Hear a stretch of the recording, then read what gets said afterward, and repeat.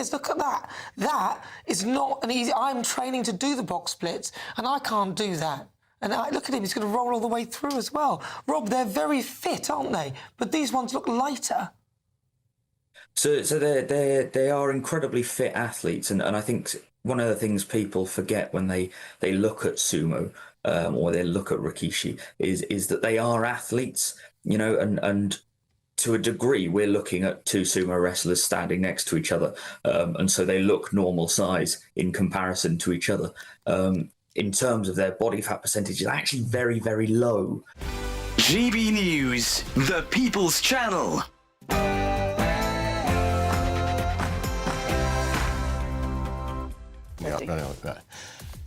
Good morning, it is 9:30 on Thursday the 30th of October, live across the UK, Britain's Newsroom with Andrew Pearce and Miriam Cates. So, the Prime Minister was asked yesterday, will you raise taxes in the budget? This is what he replied. But I can tell the House now that we will build a stronger economy, we will cut NHS waiting lists and deliver a better future for our country. So you don't need me to tell you the Prime Minister avoided answering the question. And we now think he's considering, she is considering a 2p income tax hike. Tory leader Kemi Badenoch had this message for the Chancellor and the Prime Minister today. If she puts up the tax, give Reeves the axe. And Rachel Reeves apparently has broken housing laws by renting out her family home, but the Prime Minister shuts down any calls for an investigation. And the row continues over the sex offender payout. The Prisons Minister, though, has defended paying the Ethiopian sex offender Hadush Kabatu £500 to bribe him to go on his deportation flight without a fuss. We're going to be talking to the local MP for Epping on the show a little later.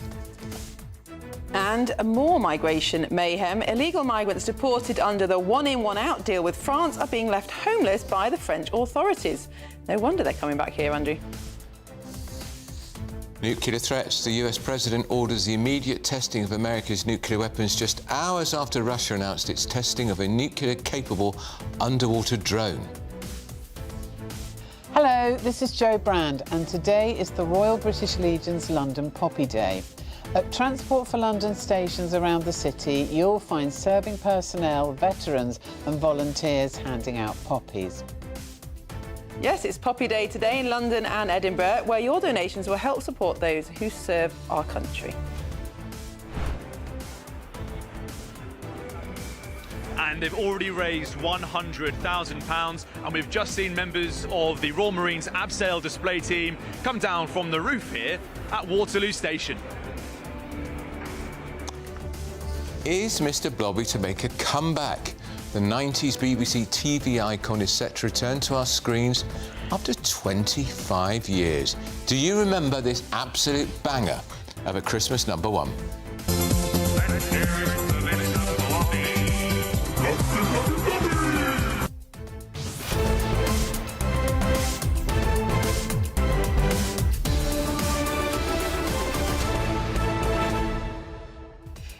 I met Mr Blobby very recently in the green room. I guess about the Chancellor, sorry.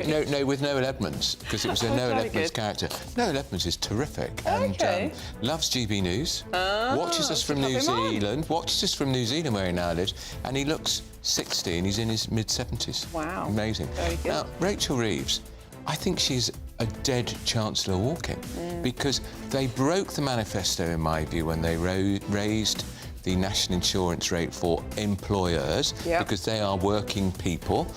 That increase was passed on to employees.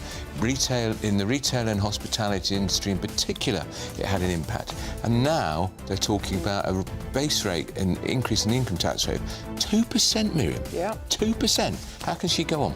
Well, that should be the big story, but one of the big stories today is about how she's rented out her house in London and declared all the income from the rental, but didn't apply for a particular type of licence that you need in the particular borough of Southwark where she owns the house, and how this is now a big scandal. I think it's ridiculous. It's a very obscure rule. She didn't know about it. She does know about it now. She's not profited from it.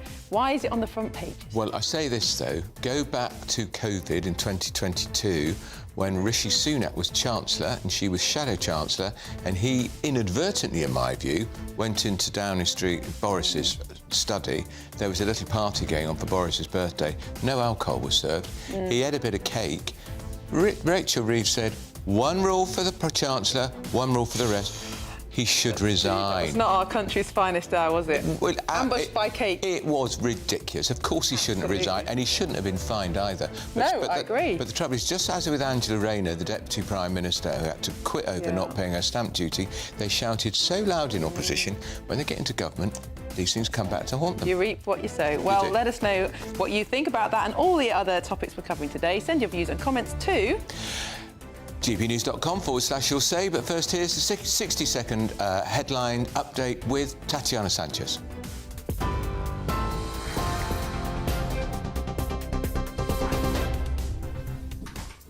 Andrew, thank you very much. The top stories. Sir Keir Starmer has dismissed calls for an investigation into Chancellor Rachel Reeves after she apologised for admitting to breaking housing rules when renting out her family home.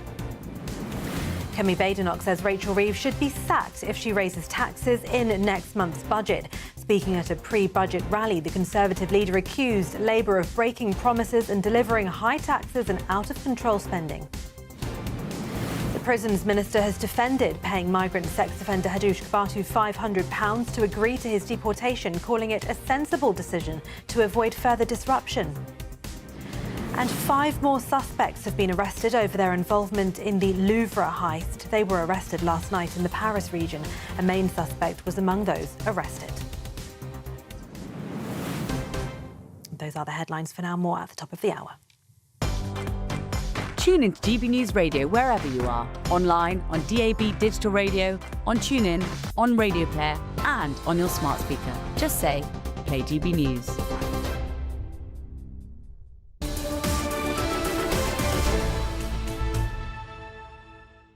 Hello, good morning and welcome. You're watching Britain's Newsroom. We're live across the United Kingdom on GB News with Andrew Pearce and Miriam Cates. So, tax. Tax. I thought it was a very clever performance by Kemi Badenoch yesterday. She asked an identical question of the Prime Minister about income tax, which she asked in July. Would he raise the basic rate of income tax? And it was a very simple, succinct reply in July. No. When she asked it this time, no reply. No response. He waffled, so it's going up. Indeed. Well, so I'll tell you something, though, that I'm even more outraged about, Andrew, which is this story today about Ofcom cancelling the debt of people who owe money on their energy bills. Now, of course, energy bills have gone up a lot in the last few years. We're all very aware of that. About £185 for the average family. That's right. It's a huge amount. But some people have found themselves in quite significant debt and clearly need help with how to repay that.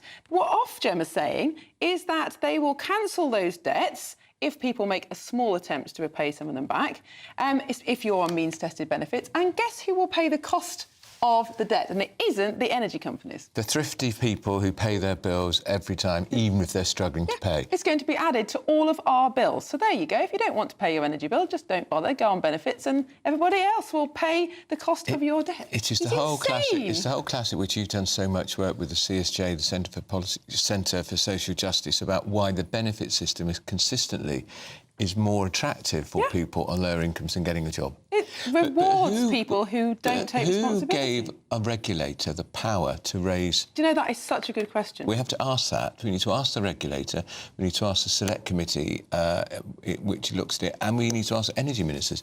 Who gave a regulator the power to do that? Was it done with some parliamentary regulation that which went under the radar? Yeah.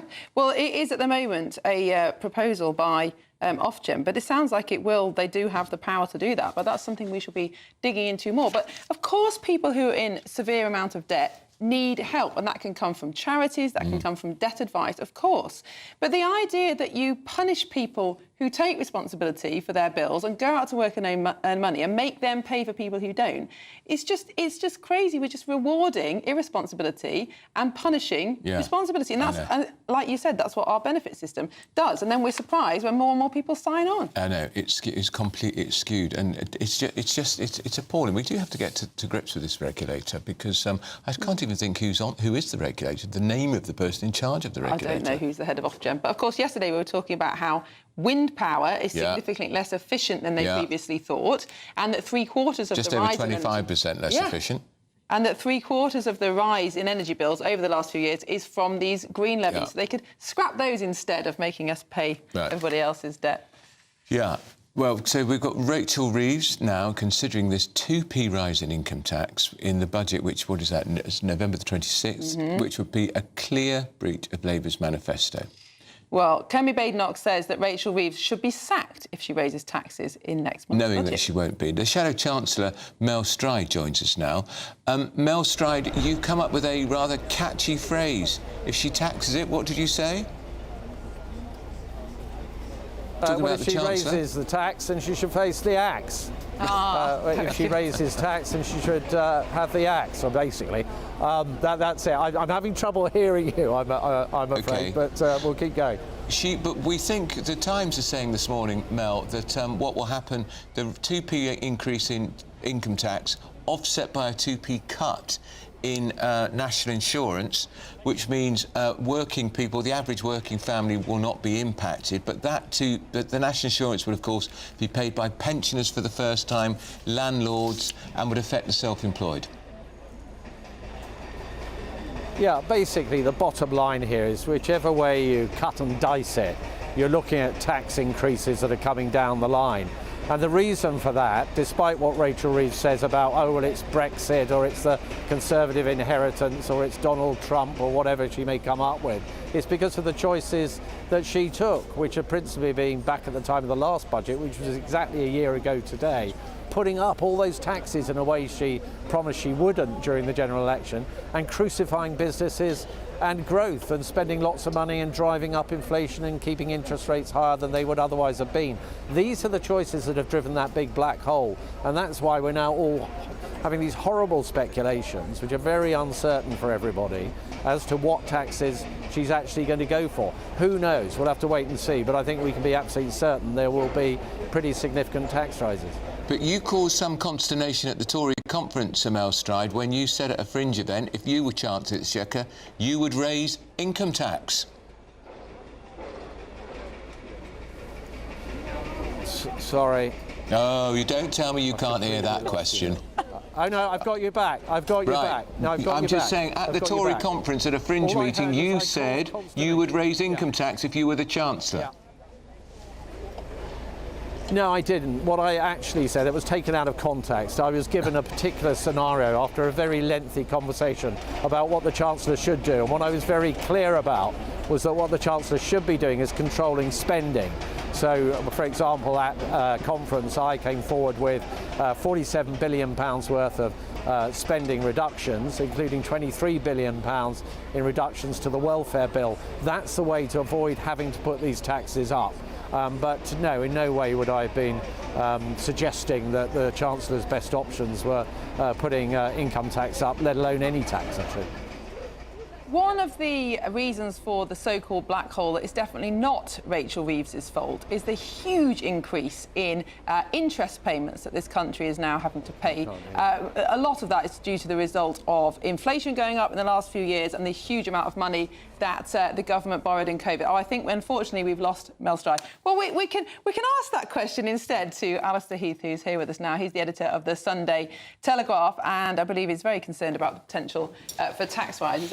Alistair, welcome to the show. Thank you very much. I'm always very concerned about the potential for tax rises. Indeed. So do you think it's likely that the Chancellor is going to now break her manifesto commitment and put the basic rate up? Yes, I do. But crucially, this is not the first time she breaks a manifesto, right? We need to say this. she lied, really, when she put up national insurance contributions and said that that was not in the manifesto. It was quite clearly in the manifesto. There was no carve-out saying the only form of national insurance that wouldn't go up is employees' national insurance. I reread the manifesto yesterday, and I've gone through a lot of her speeches and interventions of the past 2 years, and quite clearly she broke her manifesto promise. In the manifesto, it said that Labour would put up a very limited number of taxes that would raise £8.5 billion a year. A few months in, she put up taxes by £40 billion a year, right? 5 times what she said. It took her 3 or 4 months to do that. She utterly broke her promise. She also made other promises. One crucial promise, of course, was not to put up income tax. It is now clear from what Keir Starmer refused to say yesterday that they're working on putting up income tax. It doesn't matter what fanciful resolution foundation plan they come up with to also maybe trim national insurance at the same time or whatever, there will be another major breach of the manifesto. And by the way, in an interview with the Sunday Telegraph, she said very clearly she would not introduce a wealth tax or any form of mansion tax. She did. Right? So she probably is going to also do that, or she may well also do that. Again, that will be a breach of her promises, not strictly a manifesto promise, but a promise. But crucially, the manifesto said, here's a list of taxes we're going to put up. We're not going to put up any other taxes, and specifically, we're ruling out these taxes, right? So in my view, they're completely and utterly breaking their promises time and time again. Do you think people have got to the point, Alistair, where they think, oh, well, politicians, they break promises all the time. We can get away with it. Labour think they can get away with it. Yeah, well, not really. I think people know that politicians often break promises and often tell untruths and often lie. That is all true. But there is a reason why support the Conservative Party and the Labour Party have collapsed, and support for reform, the Green Party, Corbynites, the Scottish nationalists, the Welsh nationalists and so on have surged. People want authenticity. They do not accept that politicians can just say something in their manifesto and then just break it wantonly with no consequences. People believe that manifestos are solemn promises, binding contracts between the electors and the politicians. And when they see them completely shattered, ignored in this way, as Labour have done, they become very, very angry. I mean, I think it's going to be catastrophic for the Labour Party, all of this. I think it's irreparable. I think the Chancellor will be removed next year. I also think that Keir Starmer's days as Prime Minister are also numbered. I do not think that he'll last until the next election. And by the way, just to add to all of this, I think the next election will come sooner than 2029. Because there could be an economic crisis?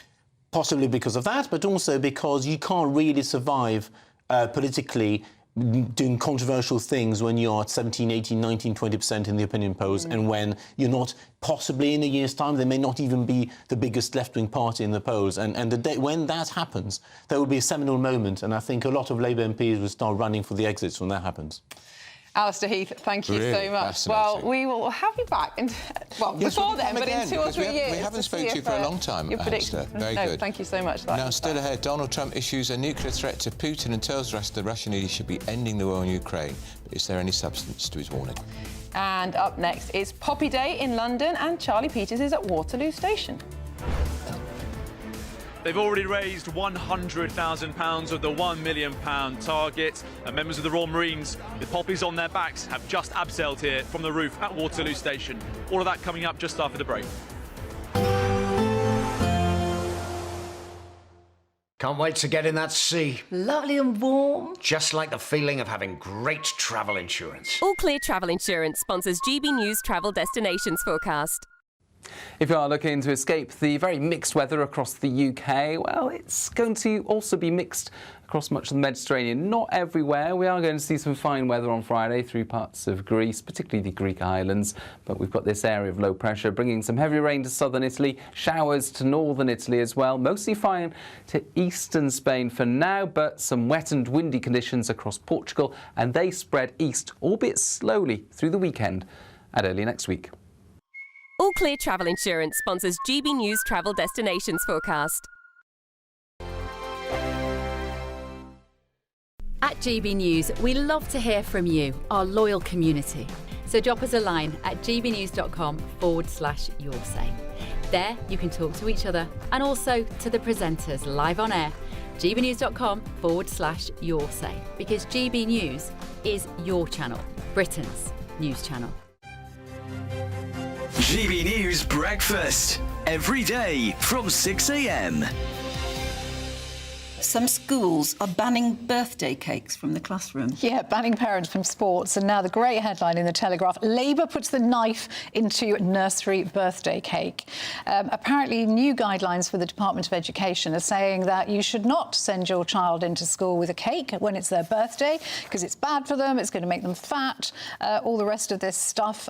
It's the nanny state once again on the march, isn't it? Is this a new thing? Because I don't remember ever taking a birthday cake. Oh, yeah, we my did. birthday. Yeah, we did too. Took a birthday cake. And I think some schools I've seen that have a fake birthday cake, which is not nearly as nice, with a fake cake with a candle on, so you sing happy birthday and blow out the candle.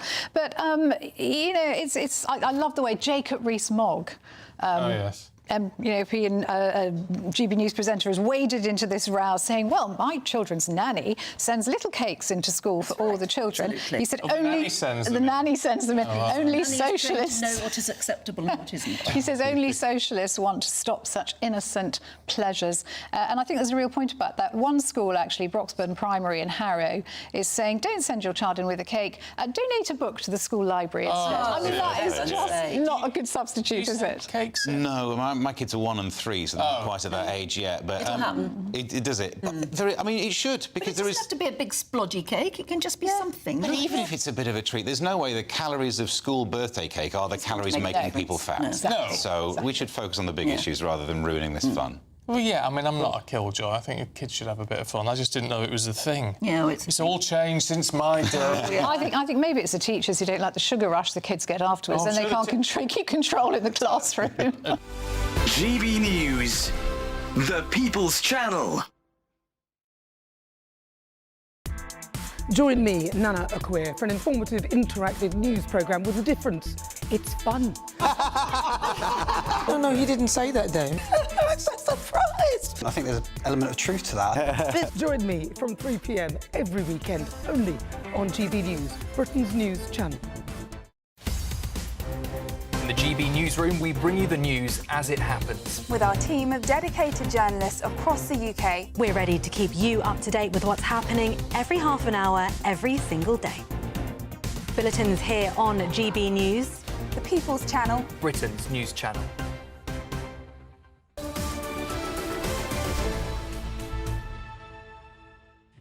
Well, it's 9 minutes to 9. No, it's 9 minutes to 10. The clocks haven't changed in my head, or they've changed the wrong way. Anyway, it's Britain's Newsroom on GB News.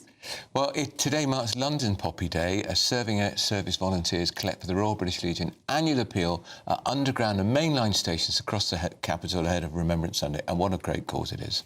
Indeed. Well, GB News' national reporter Charlie Peters joins us live now from Waterloo. Charlie, tell us what you can see around you in the station.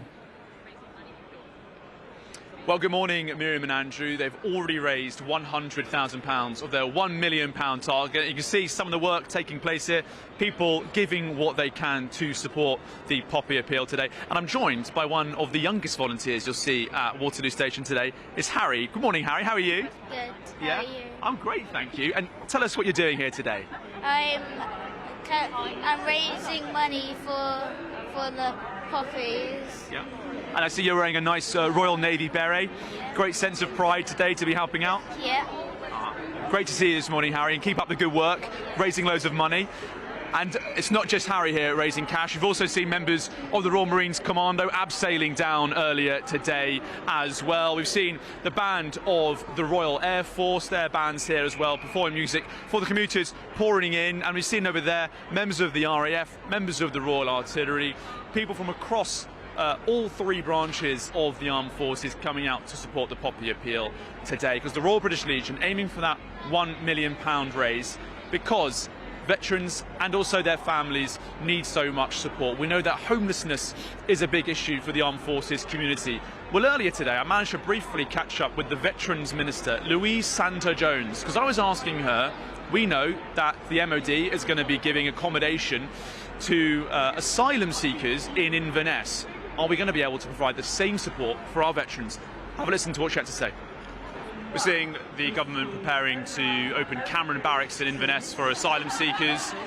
As part of that work, a lot of people watching GB News are asking what sort of facilities are the government putting forward for homeless veterans. Are you confident that this government is going to be able to provide the same level of housing and support that it's providing to small boat migrants as it is to veterans? So I think it's really important that everybody here is aware of Fortitude. So that is a number that anybody who is a veteran who is facing sleeping on the streets tonight in England, call that number and there will be a bed space for you tonight. I really can't emphasise that enough.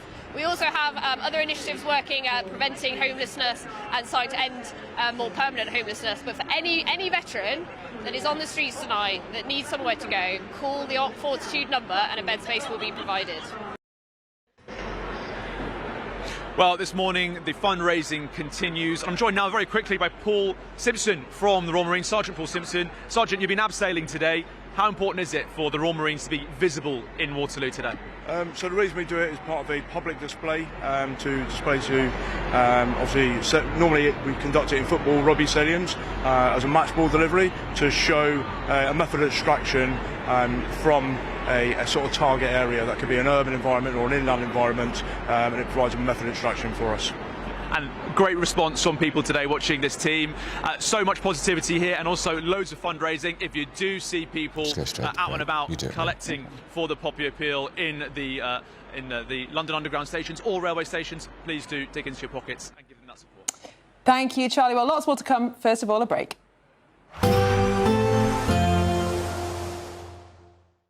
Expect warm spells with the odd rude interruption. Box Boilers sponsors the weather on GB News. Hello, very good morning to you. Welcome to the latest update from the Met Office for GB News. It's a fine start for many of us today. A few mist patches around, a chilly start, but plenty of sunshine.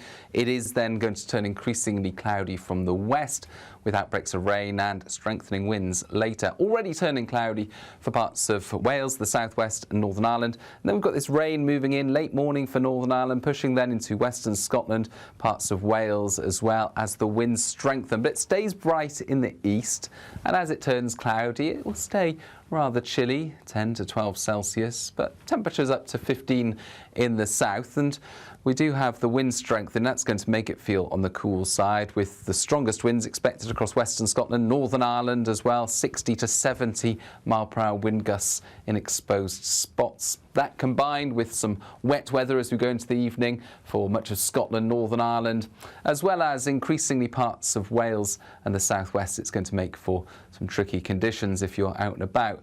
Further east, though, we keep the clear spells, albeit with increasingly thick layers of cloud moving in.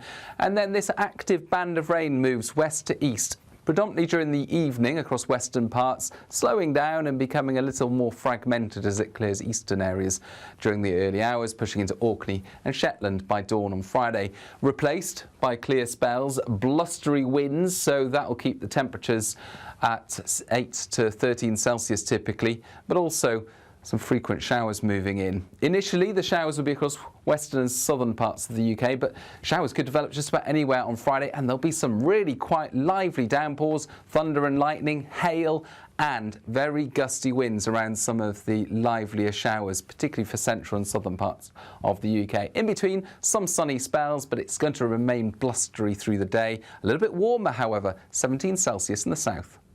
Expect warm spells. Thank you so much for helping us to reach 8 million followers and subscribers across our social media channels. That's 8 million fearless Brits standing up for what really matters. Good morning. This is the latest AI travel news from GBNews.com. Major works are affecting the M90, with lane restrictions between junctions 8 and 9. Plan for delays. A broken-down vehicle is disrupting the M1 southbound between junctions 2 and 1 in Greater London, with one lane closed. Expect normal conditions shortly after 10:15. In Kent, an incident on the M25 clockwise has one lane closed between junctions 2 and 3, expected to resolve around 10:24. And on the trains, Gatwick Express services are halted between London Victoria and Brighton, while Chiltern Railways faces disruption between London Marylebone and High Wycombe. For more travel news, go to gbnews.com. It's the final week to see how you can become our biggest winner this year. First, you could be driving away with this brand new Benamar Primera motorhome. This luxury vehicle comfortably sleeps 4, has its own fitted kitchen and bathroom areas, and comes complete with fitted awning and bicycle rack. And that's not all, as we'll also give you a whopping £30,000 in tax-free cash to spend however you like. For another chance to win, text WIN to 63225. One entry costs £2.50 plus one standard network rate message. Or text BONUS to 63225. 5 entries cost £5 plus one standard network rate message. Go to gbnews.com/win. Entries start at £2.50. Call 0903 686 3232. Calls cost £2.50 plus your network access charge. Or post your name and number to GB16 PO Box 8690 Derby DE1 9TT. UK only. Entrance must be 18 or over. Lines close at 4 p.m. on the 31st of October. Please check the closing time if listening or watching on demand.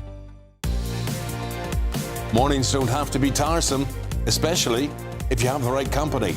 Wake up to news as it happens, opinion and debate, and of course, a little bit of entertainment too. Because when the kettle's on, we're on. That's Breakfast on GB News, a show worth waking up for. Every morning from 6 a.m. Only on the People's Channel, Britain's news channel. We'll spread the news, you spread the word. From the school run to the home run, watch a new show for all of Britain. He can say whatever he wants. A straight-talking show where all voices are heard. And, you know, when are we going to stop talking about smashing the gangs and actually do it? With the stories that matter from every part of our country. There's a bit of a crash landing there for your Chancellor. Bold, fearless and standing up for you. That's me, Martin Dordme, 3 p.m. till 6 p.m, weekdays, here only on GB News. The People's Channel, Britain's news channel.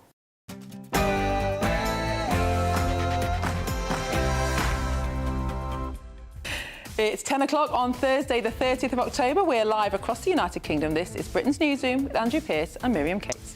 So it was a very simple question to the Prime Minister from Kemi Badenoch.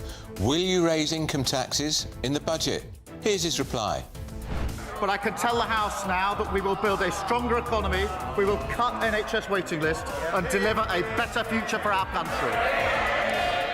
Well, I think that's known as avoiding the question in the trade. Well, it's rumours that the Chancellor is considering a 2p income tax hike. Tory leader Kemi Badenoch had this message for her this morning. If she puts up the tax, give Reeves the axe. Actually, farmers' budget feared 1 year on from the autumn budget where farmers were hit by the inheritance tax raid. We're asking, how are they doing now?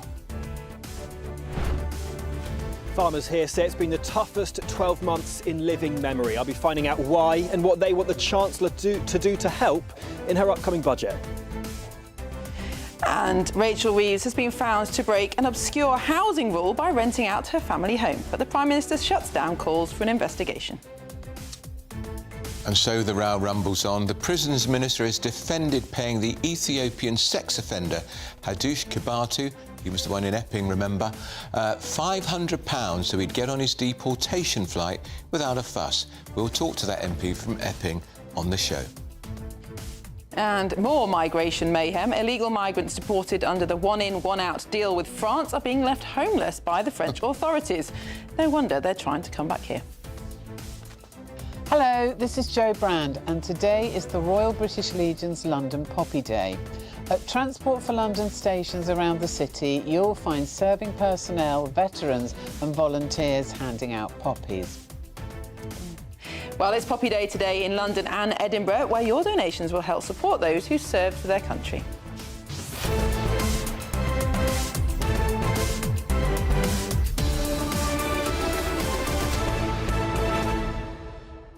So, Andrew, we are a year on from Labour's first budget. Of course, they left it quite a long time after the election, before the first one. Yeah, and there was a large vacuum and there was all sorts of lurid speculation. But before that budget, they announced they were cutting the winter fuel allowance. That's right. Which they eventually had to reverse because there was such a public backlash. And the other thing they did before the budget was put up public sector pay quite significantly, which is what created the black hole of £71 billion or whatever it was.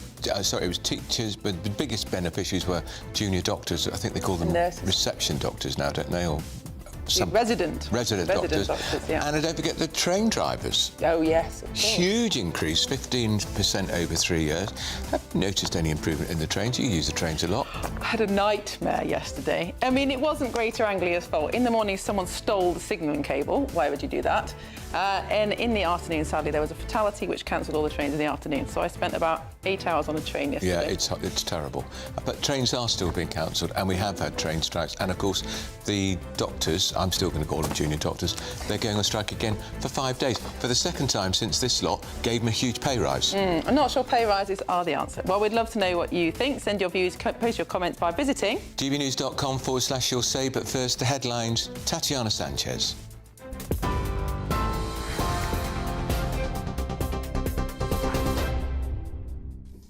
Andrew, thank you very much and good morning. The top stories. Sir Keir Starmer has dismissed calls for an investigation into Chancellor Rachel Reeves after she apologised for admitting to breaking housing rules when renting out her family home.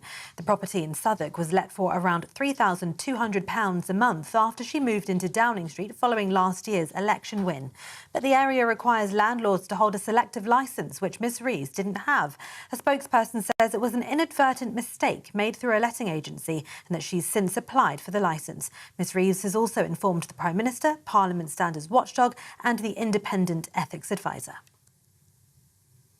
Conservative leader Kemi Badenoch says Rachel Reeves should be sacked if she raises taxes in next month's budget. Speaking at a pre-budget rally, the Conservative leader accused Labour of breaking promises and delivering high taxes and out-of-control spending. It comes after Sir Keir Starmer refused to repeat his pledge not to raise income tax, national insurance or VAT at PMQs yesterday, fueling speculation of tax hikes to plug a £20 billion black hole in the public finances. Labour insists the Conservatives have no credibility on the economy, saying their focus is on fixing the long-term damage and putting money back into people's pockets. We're very happy for you to scrap business rates, just like Mel described, put it in the budget. Let's have a budget of good news this November, not another budget of bad news. Our golden economic rule, finding savings, scrapping stamp duty, scrapping business rates for high streets, and then making sure we get control of spending. So that's my message to Rachel today. I know you've got a lot of problems now with the new issues with being a landlord and messing up your lettings, but no one is interested in your problems. We need you to solve our problems. If she puts up the tax, give Reeves the axe. Thank you. Shadow Chancellor Mel Stride echoed Kemi Badenoch's calls for Ms Reeves getting the axe if she raises those taxes. Well, if she raises the tax, then she should face the axe. Whichever way you cut and dice it, you're looking at tax increases that are coming down the line. And the reason for that, despite what Rachel Reeves says about, oh, well, it's Brexit or it's the Conservative inheritance or it's Donald Trump or whatever she may come up with, it's because of the choices that she took, which are principally being back at the time of the last budget, which was exactly a year ago today, putting up all those taxes in a way she promised she wouldn't during the general election and crucifying businesses and growth. In other news, the Prisons Minister has defended paying migrant sex offender Hadush Kabatu £500 to agree to his deportation, calling it a sensible decision to avoid further disruption. Lord Timpson told peers the payment was an operational call made by officials, saying it was far cheaper than keeping him in prison for another year, which would have cost £54,000. But Conservative and Lib Dem peers branded the payment unacceptable and unprofessional, demanding to know whether ministers are running a secret slush fund to pay deportees. Kabatu, who sexually assaulted a 14-year-old girl and a woman in Essex, was deported to Ethiopia this week with no right to return. 5 more suspects have been arrested over their involvement in the Louvre heist. Paris's public prosecutor says they were arrested last night in the Paris region. A main suspect was among those arrested. The new arrests come after 2 men were taken into custody in connection with the theft. Items worth £76 million were taken from the world's most visited museum on the 19th of October when 4 thieves broke into the building in broad daylight. The jewels have not yet been recovered and the gang involved could be reportedly bigger than the 4 people caught on CCTV. US President Donald Trump says the US can sign a trade deal with China pretty soon following talks with the Chinese President Xi Jinping in South Korea. The talks will be seen as a breakthrough after trade tensions had ramped up again between the world's 2 biggest economies. Mr. Trump has also announced lower tariffs on Chinese imports and says Beijing will give the US better access to rare earths. Meanwhile, President Donald Trump has called on US military leaders to resume testing US nuclear weapons in order to keep pace with other countries such as Russia and China. Mr. Trump made the announcement on social media just before his meeting with Xi Jinping. The US has more nuclear weapons than any other country, Donald Trump said, with Russia second and China a distant third. It has not conducted nuclear weapons testing since 1992. It comes just days after President Trump denounced Russia for testing a nuclear-powered missile, which reportedly has an unlimited range. He did not include details of how the tests would occur, but wrote the process will begin immediately. It marks an apparent reversal of a long-standing US policy. And changes to online access in GP surgeries has led to people submitting requests about life-threatening conditions on non-urgent forms, family doctors say. It comes as more than 2/3 of GPs raised concerns about patient safety in a new poll. From the 1st of October, GP surgeries in England have been required to keep their online consultation platform open for the duration of their working hours for non-urgent appointment requests, medication queries and admin requests. Family doctors say they have since had reports from patients about difficulty breathing and severe vomiting on the forms, which are designed for non-emergencies. The poll of 431 GPs and practice managers by Pulse magazine found 67% are concerned about patient safety since the change. Those are the latest headlines. For now, more from me in half an hour.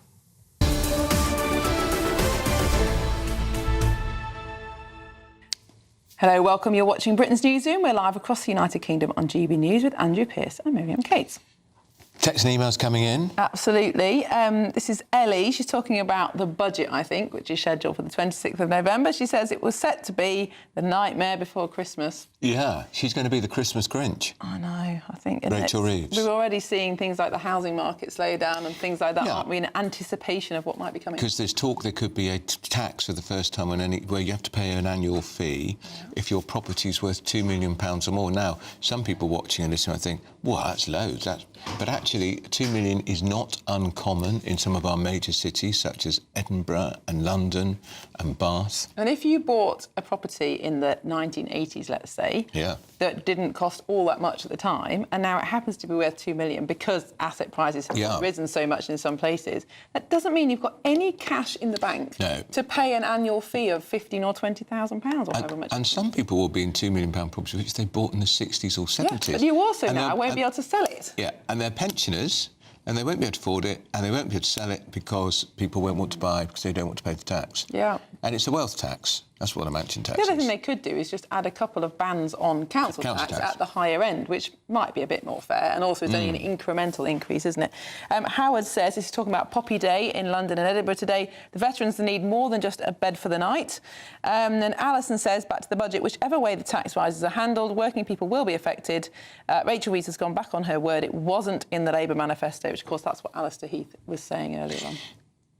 Here's a question about the Labour manifesto. Manifestos of every political party are in our libraries up and down the country. Do you think the Labour Party manifesto is in the fiction or non-fiction section of the library? They're quite a new development, though. People in the past, there weren't these big tomes of what parties were or weren't going to do. You voted for people based on what their kind of philosophy was. And anyway, I'm not sure politicians have any philosophy anymore. Maybe that's why you need a manifesto. Yeah. Anyway, Rachel Reeves is considering, as we've said, this 2p rise in income tax in a move that would breach Labour's manifesto commitments. Kemi Badenoch, that's the Conservative Party leader, if you're not sure, has this clear message for Chancellor Reeves. If she puts up the tax, give Reeves the axe. Well, our political editor, Chris Hope, joins us now. Chris, thank you for joining us this morning. The Conservatives are really going to make hay on any tax rises in the budget. Obviously, there's a manifesto commitment that they can point to, and they are fortunate, in a way, not to be in office at this time.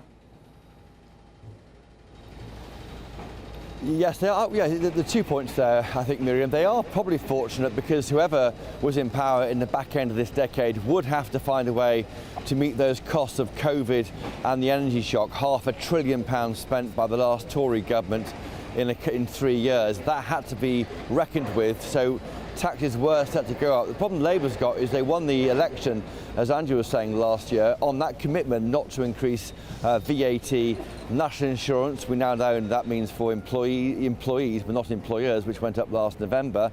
And of course, income tax. That's why everyone's alighting on the 2p rise possible in income tax. What's interesting, of course, from this campaign event from Kevin Badenoch, who marks her one-year anniversary as Tory leader, still doing work with her social media team behind me, by the way. That's why they're cheering. She marks her one-year time as leader on Sunday and wants to try and get ahead of this, what will be, looks like, a big tax increasing budget to fill that £30 billion black hole we think the OBR has found in the accounts. Now, Kevin Badenoch moments ago has said that she won't commit to reducing the income tax by 2% by reversing that possible increase by Rachel Reeves. So there is pressure on her to say what she would do, and we are expecting speeches next week from both Nigel Farage and then probably Rachel Reeves, the Chancellor. So I think the 4-week run-in to the budget, lots of chat about what will happen next, starts about now. All right, Chris, thanks so much for that. Now, in that moving story, the Prisons Minister has defended paying the Ethiopian migrant sex offender Hadush Kabatu £500 so he would go on his deportation flight quietly without causing any aggro. The Migration Minister said, the Prisons Minister said it was a sensible decision to avoid further disruption. Well, Kabatu, who of course sexually assaulted a 14-year-old girl and a woman in Essex, was deported to Ethiopia this week with no right to return to Britain. Conservative MP for Epping Forest, Neil Hudson, joins us now. Neil, this has been a shocking story from start to finish, really, and it, of course, culminated in his wrongful release on Friday last week, and we saw footage of Kabatu wondering where he was and why he was being released. Are you delighted that he has finally been deported? And what's your view on this payment that was made in order to make him go quietly? Well, good morning, Miriam and Andrew. Yes, I'm relieved that this convicted sex offender has now been deported, and people in my community will be relieved also. I think what we have to remember at the heart of all this, we need to think about the victims of his hideous crimes, and we've got to think about the woman and the 14-year-old schoolgirl that was sexually assaulted a few months ago. And this hasn't gone away for them, and this hasn't gone away for the people of Epping. So it's right that he has been deported, but the events over recent days have been absolutely shocking. The fact that this man was wrongfully released, roaming the streets in Essex and London for about 48 hours before he was apprehended. And I very much feel that the government are just spectating on this and blaming other people and actually just commentating on this. And it's a deeply shocking set of affairs. But we must remember the victims at the heart of this, but also that this has not gone away for the town of Epping. And very much this issue has not finished for us, because the Bell Hotel is still open, and we are urgently urging the government to close the hotel immediately. Can we press you on that £500, which sounded to me like a bribe, an inducement, call it what you will, public money to give to a convicted sex offender who abused a 14-year-old girl? The taxpayer has to stick £500 of readies in his back pocket to get rid of him. Can't be right, can it? It can't be right. No, it can't be right. But again, with this Labour government, they are blaming people in the front line, the ministers on the press, and actually in the chambers of the Commons have actually said, well, this was an operational decision in the front line and ministers were not involved. And this is typical of this Labour government. They throw people in the front line under the bus. The mistaken release on Friday, they blamed as an operational matter in the front line. And this situation where the man was effectively bribed to get on the plane, again, blaming people in the front line as an operational decision. And again, in this particular decision, they said ministers were not involved. Well, I would say ministers have to be involved. The Labour government very much have form on this. They are not commentators in this. They are players on the pitch who actually have powers. Now, the Home Secretary said yesterday that she had exerted all those levers of power to get this man deported. But when it comes to incidents like this effective bribe, they then throw their hands up and say, well, it's not me, Gov. It's nothing to do with me. Well, this is not good enough. These are ministers in charge and they have to get a grip. They are not commentators. They are actually players, and they have power, and they need to be responsible for that. So they've got to take ownership. They've got to take responsibility for this mistaken release on Friday, and they've got to take responsibility for what happened, this bribe to get this man out of the country. It really is untenable. Their whole approach, they still are operating like a party of protest, as if they are in opposition and they have no power. Well, they have been in government for 15 months now, and they need to get a grip. They certainly do. Neil Hudson, Conservative MP for Epping Forest, thank you so much for joining us this morning. It is a bribe. Yeah. And you can see the pragmatism in it, which is it will cost a lot more if they have to cancel the flight, hear an appeal, put him back on another flight, of course. But there's just something so wrong about giving somebody £500 cash when they've just been found guilty. If he was going to kick off, I'd have gagged him, put something over his eyes, and he'd have been handcuffed anyway, and likewise his feet.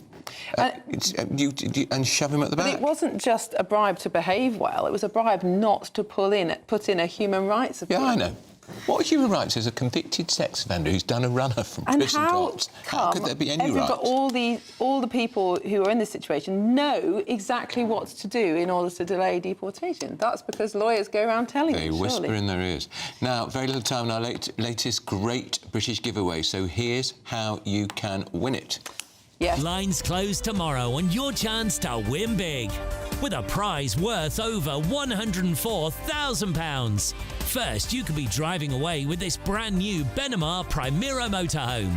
Worth over £74,000, this luxury vehicle comfortably sleeps 4, has its own fitted kitchen and bathroom areas, and comes complete with fitted awning and bicycle rack. And that's not all, as we'll also give you a whopping £30,000 in tax-free cash to spend however you like. The coming year could be your best yet, but hurry, get your entry in now.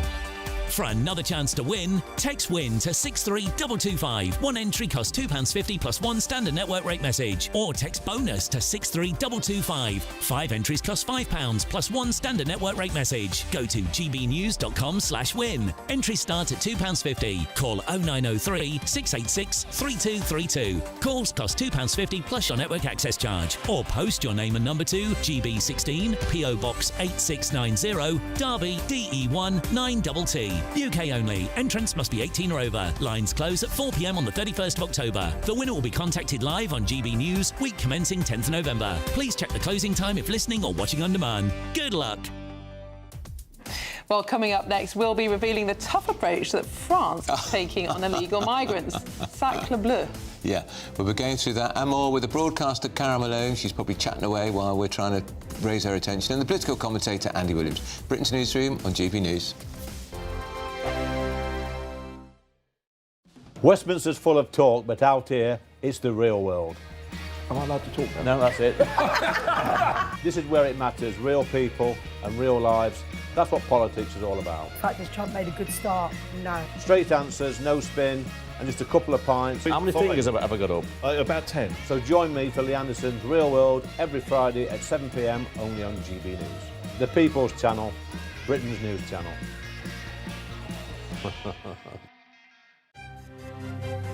GB News Breakfast, every day from 6 a.m. It's about this project. What are you doing with it, and what are you hoping to achieve? Hi, Stephen. Anne, hope you're well. Hi. Yes. I'm partnering with Genesis Care, which is a private healthcare company, and basically following their research, which shared that the number one fear of people who get diagnosed with glioblastoma is that they lose their memories. Now, that's obviously affects me because Tom was my brother, and his 2 points in his life was raising awareness to treatments and the power of positivity. Tom's family were called the Positive Parkers, and we were an extension of the Positive Parkers. So Genesis Care have created this campaign called the Memory Bank, which is an art installation that basically you go to. It was in the Westgate Shopping Centre in Cambridge, and now it's in the Genesis Care Centre.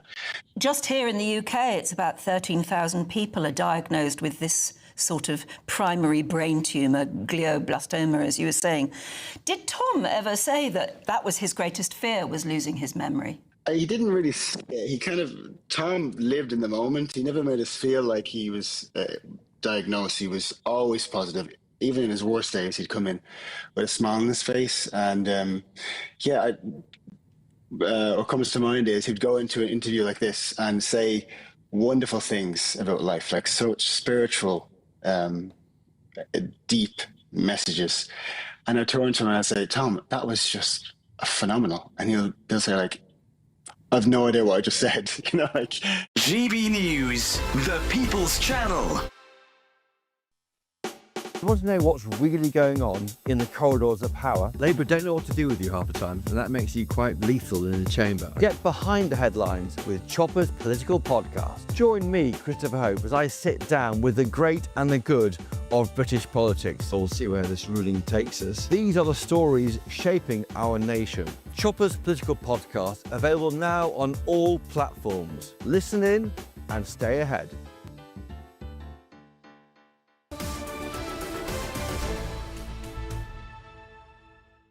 It's 23 minutes past 10. You're watching Britain's Newsroom with Andrew Pearce and Miriam Cates. Broadcasting James Cameron's here, political commentator Andy Williams in the studio.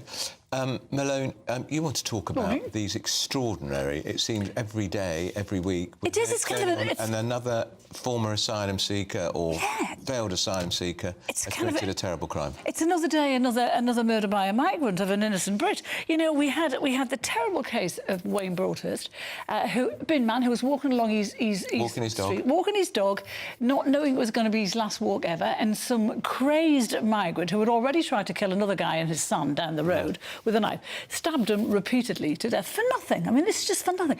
And, you know, I inadvertently watched that film on social media, and I wished I hadn't, because I can't unsee it. I can't unsee what this man did.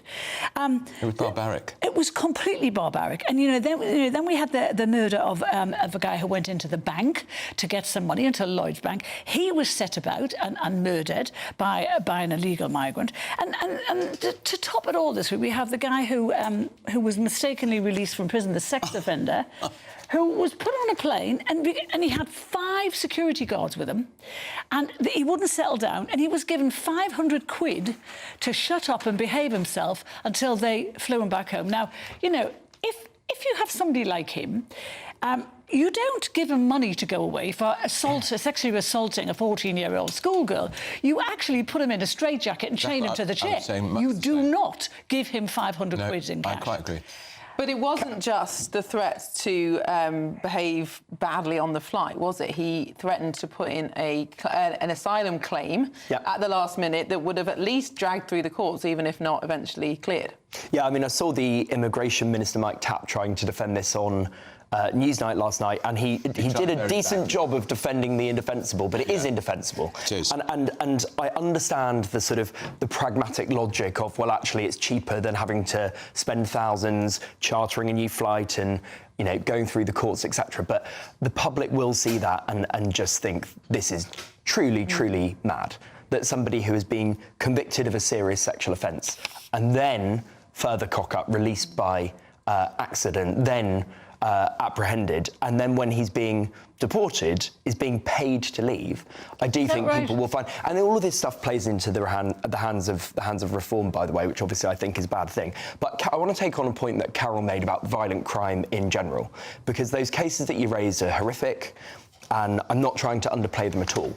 However, social media and right-wing rhetoric, a combination of those things, has distorted the way we feel about violent crime. No. Because all of the evidence and all of the statistics and all of the data shows that violent crime is massively down. OK, not with foreign nationals, it isn't. Years ago. The Sun did a major investigation very, very recently where it said 339 offenders had been into a magistrate's court, all foreign nationals, all had committed sexual crimes, violent crimes, and they'd hurt people. So, no, it's not. And And the Home Office recently had to admit that something like 23% of all sexual crimes were committed by foreign nationals. Now, the Home Office were forced to actually release that information. They didn't want to. And when you think 23% is a huge number, Andy, when you think about the number of migrants that are here compared to the British population in general, 23%. I agree with that. And when it comes to sexual crime, there's clearly there's an attitudinal issue there, I think, which is where the grooming gangs scandal comes in. Isn't the point that even if the numbers are proportionally small, the point is if people are allowed to come here illegally and they are housed in hotels or wherever they are and allowed to come and go and we don't know who they are, whether or not they have criminal record or criminal intent, that is something we can avoid. We can't avoid the fact that some British people who are born here are criminals. We have to deal with it. But we can avoid importing criminals. Fine. But let's just be clear that it's not true and there is a lie that is being sold by Farage and Reform that violent crime in Britain is going through the roof. That is a lie. No, that is not. That is a lie. It is not. Crime you in look Britain. At any major police force and violent crime has gone up in those areas. I'm sorry, that's not true. It's not true. Okay, NHS data shows that knife crime has halved since 2000. It's down to a 25-year low. Who says this? Sorry, I missed that. That's NHS data. So people who are treated so people who are treated for knife wounds as a result of stabbings, etc. Why don't you look at police? Knife crime is on the rise. I'm not talking about London. I'm talking about England and Wales. Let's talk about London, where knife crime has been on the rise for the last 5 or 6 years. All crime in Britain is down 2/3 since the year 2000. This is not true. That is absolutely true. These are all NHS statistics. Andy, people don't feel this. They don't. Andrew, I'm sorry. If people don't feel it, that's their. But there are crimes that make people feel frightened. Yeah. And there are crimes that might be a pain, like car theft, for example, but doesn't frighten people. And there is a big difference between those kinds of crimes. There are crimes that are going up, like shoplifting, which is a pain and which is really, really bad. But the absolute reality is that on every metric, from the police, from the NHS, do not feel safe in this country. Do you know, I was in London last night at 10 o'clock at night, and I was just, and I had my phone out, and my husband said... You shouldn't have your phone. Well, I was trying to get a cab. You can't get one any other way. So I was trying to ring an Uber, and my husband said, put your phone away. Because all around me were people in hoodies walking around looking for people to assault and to rob. But Carol, we both live in London, and we choose to live in London, and... we know that actually walking around day to day, this is not some lawless, deeply unsafe city. It's just not. It's actually a brilliant place to live. Mobile phone. And we should it is not a brilliant place to live. I totally agree with that. And that is a real scourge, and it's a problem. And I get shocked. I come off a tube late at night and I see somebody listening to music, looking at their phone. It's just going to be a matter of seconds before somebody goes past on the electric scooter, which nobody is, and pinches phone. Look, page 2 of the Daily Mail. Migrant killers rampage. Hang on, Andy. This is page 2 of the Daily Mail from Somalia. Well, I think it's in every paper. Page 3. Epping sex offender gets £500 not to disrupt deportation. Same page. Afghan who came here illegally charged with murder after Oxbridge triple stamina. And that is replicated in every paper. All 3 of those men came here illegally. Yeah. And do you know what I thought was really astonishing the other night? When the day that Wayne Broadhurst was murdered in broad daylight, I switched on BBC News to watch it. They didn't have it on the agenda originally. White man killed by Afghan migrant. They didn't. Why? Because they didn't want to demonise the Afghan migrant. And they only put it on the news list much later in the day, at the bottom of the news agenda. Now, what is that about? Where you're talking about media and you're having a go at the Mail. Look at the media outlets that try to hide. I think you're looking for things that aren't there. Andy, I was looking for a report on the Wayne Broadhurst stabbing, and I couldn't get it on the BBC, that's for sure. They probably decided they're becoming so commonplace it's not news. Well, exactly. You know, Nigel Farage said once that, and he's half right about this, he said politics is about sales, and politics is about sales. And then he said sometimes it's about selling fear. And I think that's what he's done very, very successfully. No. Right. Well, Andy, Carol, we have to go, but we'll see you more in the next hour. But don't go away. We've got a 60-second news update with Tatiana Sanchez.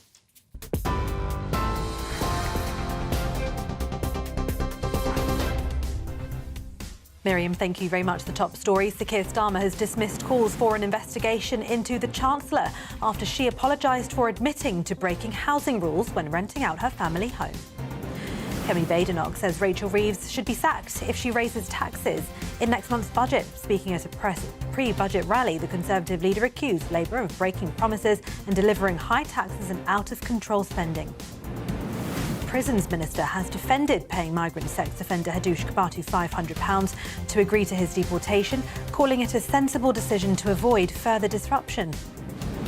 And 5 more suspects have been arrested over their involvement in the Louvre heist. They were arrested last night in the Paris region. The main suspect was among those arrested.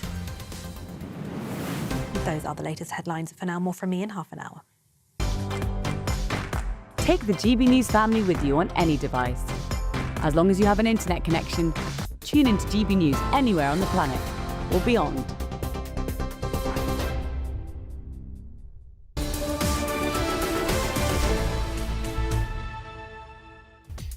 Well, coming up next, farmers were left furious after the current government's first budget, which took place exactly 1 year ago today.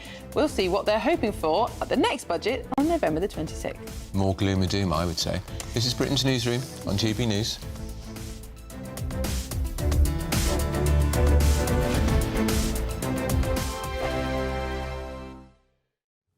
Hello, very good morning to you. Welcome to the latest update from the Met Office for GB News.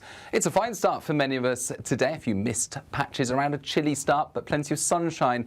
It is then going to turn increasingly cloudy from the west, with outbreaks of rain and strengthening winds later. Already turning cloudy for parts of Wales, the southwest and Northern Ireland. And then we've got this rain moving in late morning for Northern Ireland, pushing then into western Scotland, parts of Wales as well as the winds strengthen. But it stays bright in the east, and as it turns cloudy, it will stay rather chilly, 10 to 12 Celsius, but temperatures up to 15 in the south. And we do have the wind strength, and that's going to make it feel on the cool side, with the strongest winds expected across western Scotland, Northern Ireland as well, 60 to 70 mile-per-hour wind gusts in exposed spots. That combined with some wet weather as we go into the evening for much of Scotland, Northern Ireland, as well as increasingly parts of Wales and the southwest, it's going to make for some tricky conditions if you're out and about. Further east, though, we keep the clear spells, albeit with increasingly thick layers of cloud moving in. And then this active band of rain moves west to east, predominantly during the evening across western parts, slowing down and becoming a little more fragmented as it clears eastern areas during the early hours, pushing into Orkney and Shetland by dawn on Friday. Replaced by clear spells, blustery winds, so that will keep the temperatures at 8 to 13 Celsius typically, but also some frequent showers moving in. Initially, the showers will be across western and southern parts of the UK, but showers could develop just about anywhere on Friday, and there'll be some really quite lively downpours, thunder and lightning, hail, and very gusty winds around some of the livelier showers, particularly for central and southern parts of the UK. In between, some sunny spells, but it's going to remain blustery through the day. A little bit warmer, however, 17 Celsius in the south. Thank you, Britain, for making us the fastest growing news website in the nation, because the truth matters, and so do you.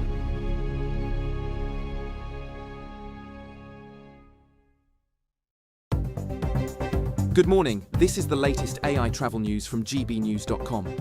The A9 is currently facing restrictions in both directions at Ardully roundabout due to a vehicle fire. Motorists should exercise caution and plan for additional travel time, as there is no access to the A862. In Greater London, on the M1 southbound, a broken down vehicle between Junction 2 and Junction 1 has closed one of 3 lanes. Normal traffic conditions are anticipated to resume before 10:30 this morning. And on the trains, Gatwick Express services are suspended between London Victoria and Brighton, and there is disruption between London Marylebone and High Wycombe on Chiltern Railways. For more travel news, go to gbnews.com.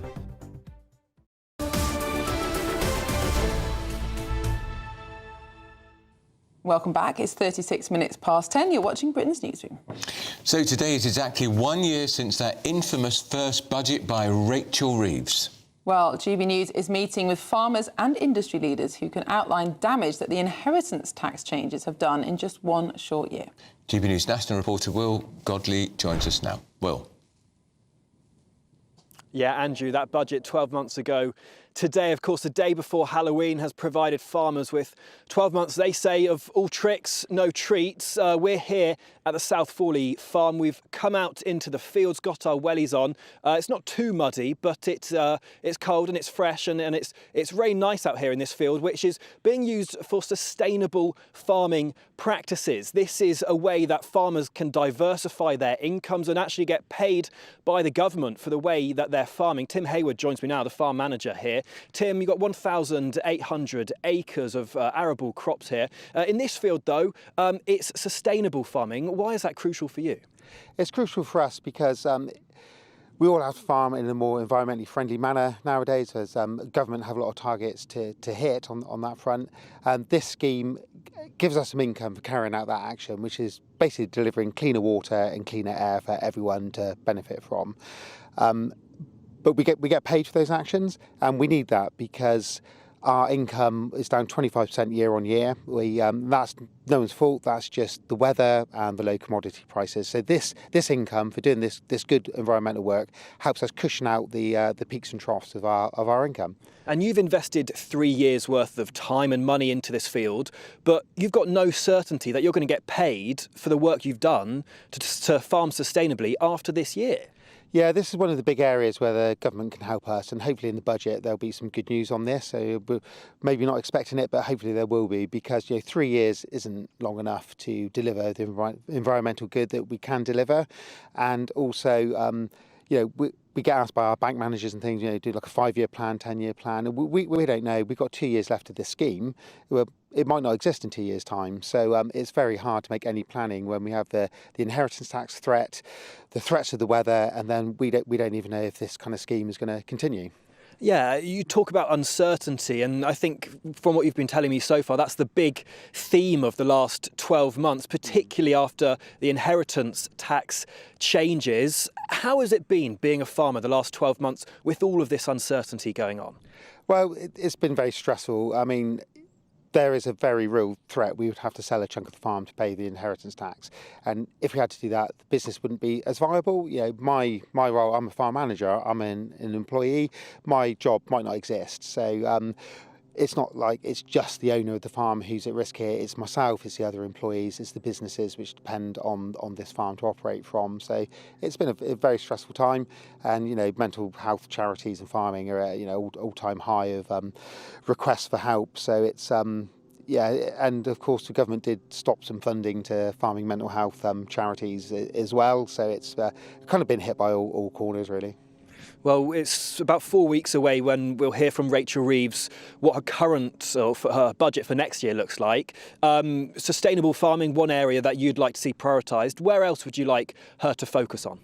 Well, I think as we touched on earlier, it's those APR, BPR changes are definitely areas we would really dearly like to see some changes in. They are the big issue which hangs over every issue in farming. I mean, I know there's a lot of talk about tackling the supermarkets, and the government's talking about this 25-year roadmap, but we're commodity producers producing on a world market. Our prices are set in the financial markets, Chicago, Paris and London, and a bit of supply and demand thrown into that. But how can they influence that? Yep. They can't. It's impossible. Tim, thanks for joining us on GB News. I can tell you the government have told us that most estates claiming agricultural and business property release will be unaffected by the changes. And they've also said to support farmers, we're providing a record £11.8 billion for sustainable farming. But still a lot of uncertainty here and in other farms across the country.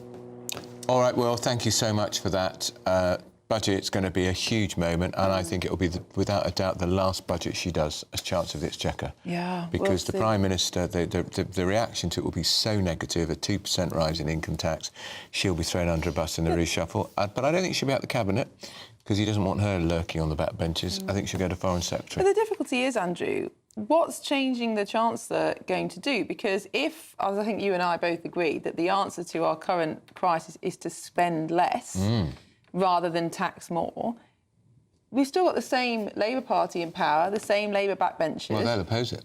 Exactly. So what is putting a different Chancellor in going to do? Nothing. If that Chancellor is a new person, a sensible person, comes up with a way of reforming the welfare system, of shaving billions of pounds a year off government spending, which you and I probably agree is the right thing to do. Yeah, it is. Backbenchers won't vote for it. They won't. So what's the point of changing the Chancellor? You're not going to change the backbenchers, and that's what's needed. Because he'll change the Chancellor because he thinks it'll protect his back for a little bit longer. Well, if I was her, I'd be quite keen to move jobs. Yeah, quite. Now we're going to cross to Westminster, where a 22-year-old Afghan national who arrived here illegally has just appeared in court charged with murdering Wayne Broadhurst in Oxbridge. Well, our Home and Security editor, Mark White, joins us now from outside the court. Mark, what can you tell us about the latest in this case? Well, 22-year-old Safi Dawood appeared in court number 3 here at Westminster Magistrates Court.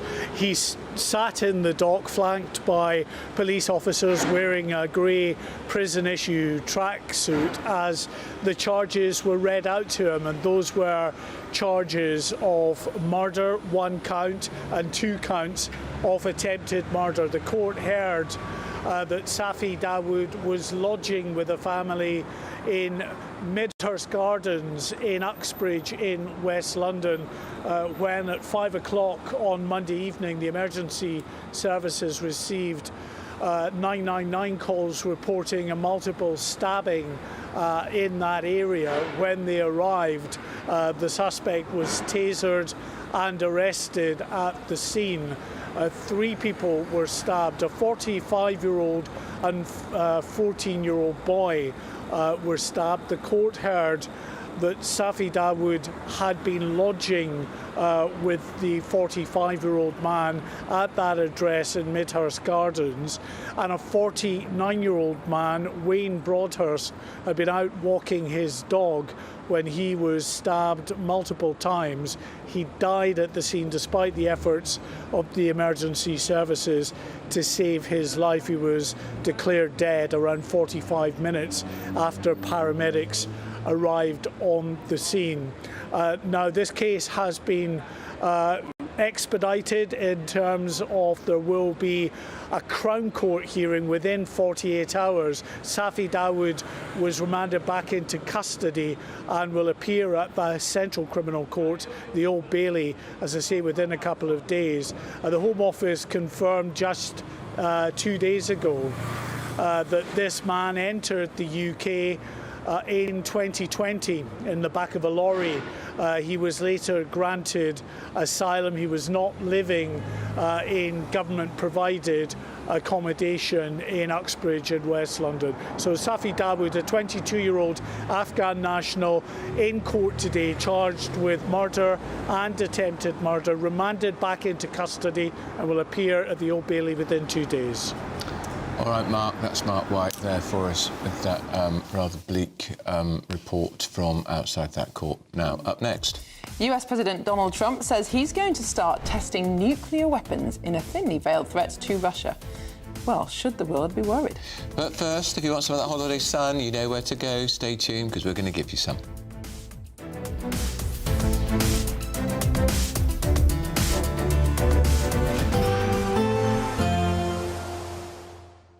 I forecast a perfect holiday in the sun. Weather looking good then? For sure, and no worries about our travel insurance. All Clear Travel Insurance sponsors GB Travel Destinations forecast. If you are looking to escape the very mixed weather across the UK, well, it's going to also be mixed across much of the Mediterranean. Not everywhere. We are going to see some fine weather on Friday through parts of Greece, particularly the Greek islands. But we've got this area of low pressure bringing some heavy rain to southern Italy, showers to northern Italy as well. Mostly fine to eastern Spain for now, but some wet and windy conditions across Portugal, and they spread east, albeit slowly, through the weekend and early next week. All Clear Travel Insurance sponsors GB Travel Destinations forecast. Decisions made in Washington aren't just shaping America, they're shaping Britain too.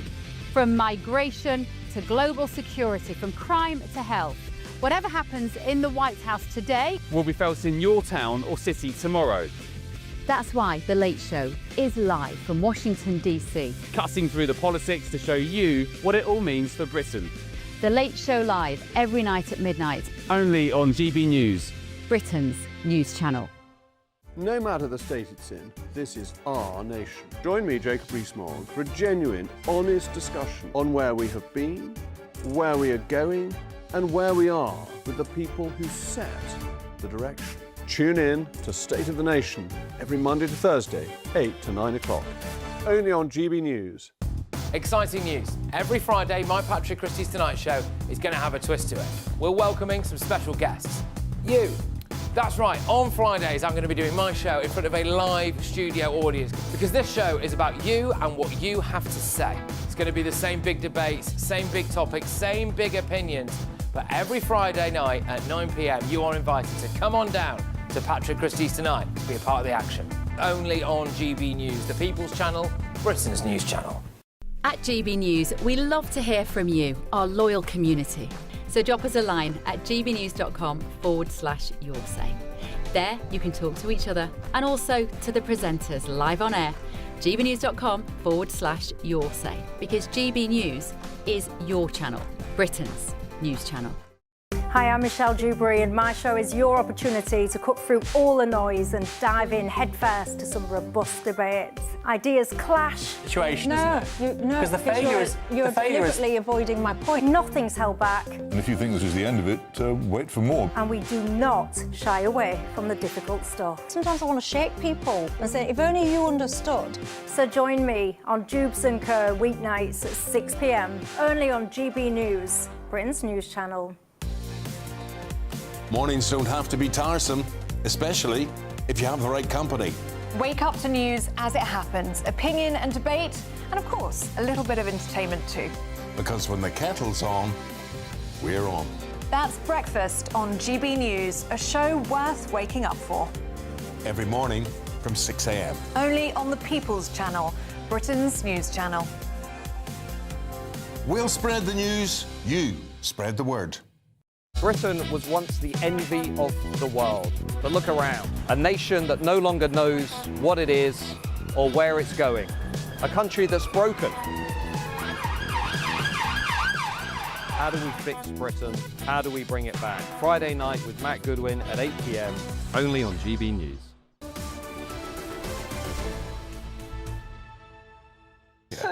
Welcome back. 11 minutes to 11 on Britain's Newsroom on GB News.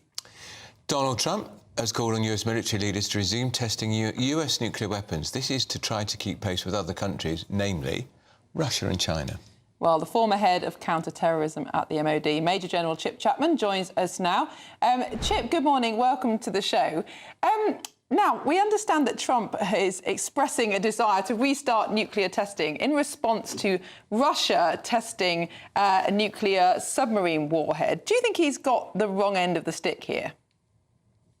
Well, all armaments are a symptom of political hostility, and we've got a really bad environment at the moment. So that's the context which is behind this. I think what will be interesting is all those major countries of Russia, China, and the US have signed up to the Comprehensive Test Ban Treaty. That is, they've signed it, but not all of them ratified it. Russia did ratify it, but withdrew that ratification this year. Now, that actually bans all testing underground, underwater, atmospheric and exo-atmospheric, essentially in outer space. What will be interesting is to see if that is broken by any of the countries. I don't think the Russians tested a nuclear warhead underwater in an explosive way.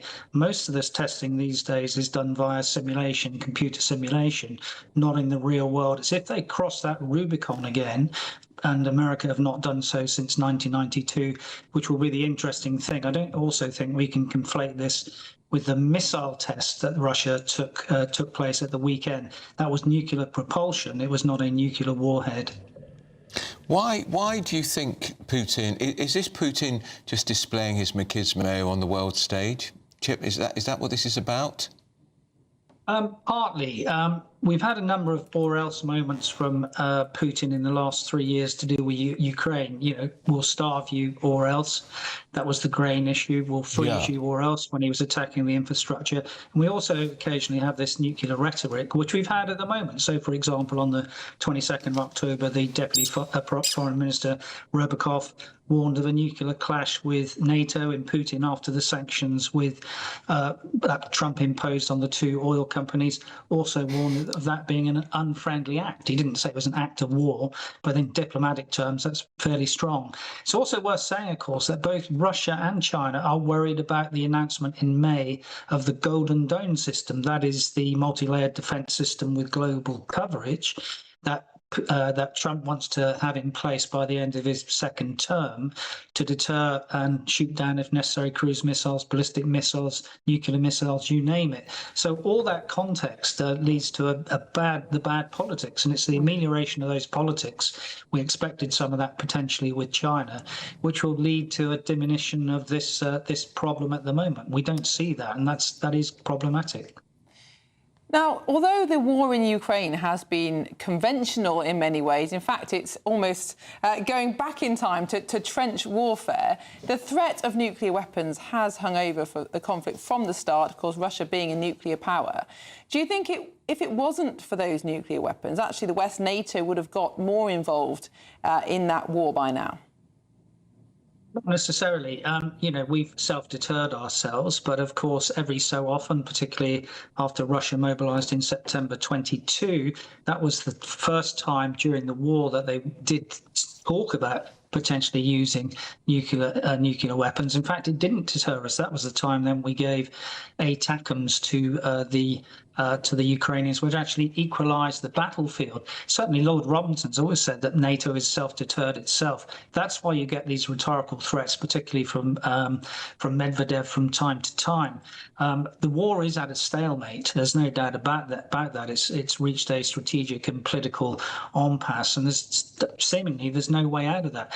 There is no imminency of a nuclear threat at the moment on the battlefield in Ukraine. Neither is there imminency in a nuclear attacks between Russia, China and the US. And indeed, the defense condition that the US are at the moment is DEFCON 3. That is increased readiness. If it was DEFCON 1, then you would think there would be imminent nuclear war. We are nowhere near any of those scenarios.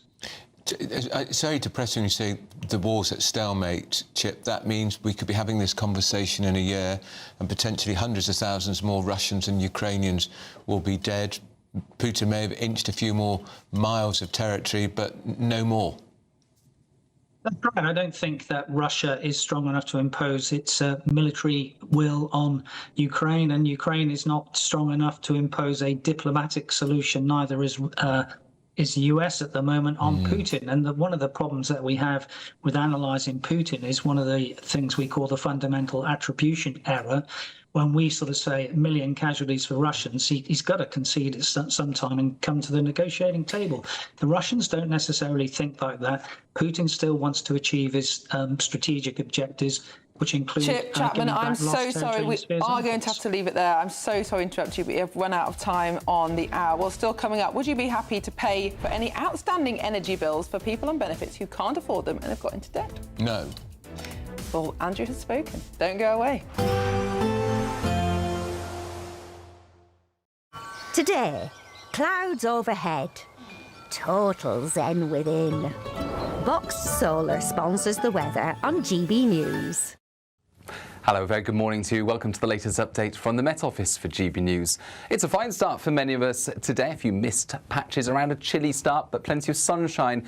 It is then going to turn increasingly cloudy from the west, with outbreaks of rain and strengthening winds later. Already turning cloudy for parts of Wales, the southwest and Northern Ireland. And then we've got this rain moving in late morning for Northern Ireland, pushing then into western Scotland, parts of Wales as well as the winds strengthen. But it stays bright in the east, and as it turns cloudy, it will stay rather chilly, 10 to 12 Celsius, but temperatures up to 15 in the south. And we do have the wind strength, and that's going to make it feel on the cool side, with the strongest winds expected across western Scotland, Northern Ireland as well, 60 to 70 mile-per-hour wind gusts in exposed spots. That combined with some wet weather as we go into the evening for much of Scotland, Northern Ireland, as well as increasingly parts of Wales and the southwest, it's going to make for some tricky conditions if you're out and about.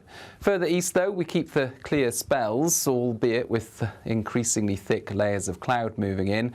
And then this active band of rain moves west to east, predominantly during the evening across western parts, slowing down and becoming a little more fragmented as it clears eastern areas during the early hours, pushing into Orkney and Shetland by dawn on Friday. Replaced by clear spells, blustery winds, so that will keep the temperatures at 8 to 13 Celsius typically, but also some frequent showers moving in. Initially, the showers will be across western and southern parts of the UK, but showers could develop just about anywhere on Friday, and there'll be some really quite lively downpours, thunder and lightning, hail, and very gusty winds around some of the livelier showers, particularly for central and southern parts of the UK. In between, some sunny spells, but it's going to remain blustery through the day. A little bit warmer, however, 17 Celsius in the south. Today, clouds overhead. Total zen within. It's the final week to see how you can become our biggest winner this year. First, you could be driving away with this brand new Benamar Primera motorhome. This luxury vehicle comfortably sleeps 4, has its own fitted kitchen and bathroom areas, and comes complete with fitted awning and bicycle rack. And that's not all, as we'll also give you a whopping £30,000 in tax-free cash to spend however you like. For another chance to win, text WIN to 63225. One entry costs £2.50 plus one standard network rate message, or text BONUS to 63225. 5 entries cost £5 plus one standard network rate message. Go to gbnews.com/win. Entries start at £2.50. Call 0903 686 3232. Calls cost £2.50 plus your network access charge. Or post your name and number to GB16 PO Box 8690 Derby DE1 9TT. UK only. Entrance must be 18 or over. Lines close at 4 p.m. on the 31st of October. Please check the closing time if listening or watching on demand. Decisions made in Washington aren't just shaping America, they're shaping Britain too. From migration to global security, from crime to health. Whatever happens in the White House today will be felt in your town or city tomorrow. That's why The Late Show is live from Washington, D.C. Cutting through the politics to show you what it all means for Britain. The Late Show live every night at midnight. Only on GB News, Britain's news channel. Bold. They are under no illusion. Ray, are you a human trafficker? Boundless. I've had enough of the nonsense, and I'm not afraid to say it. Don't get us on the BBC. Every weeknight, I tear through the headlines. The smell of gasoline. Should we be worried about it? From Westminster madness to cultural war chaos. What we're going to do now is they are throwing things out the car as we speak. Get ready, Britain. Here we go. Patrick Christie's tonight, weeknights from 9 p.m. only on GB News, Britain's news channel. At GB News, we love to hear from you, our loyal community.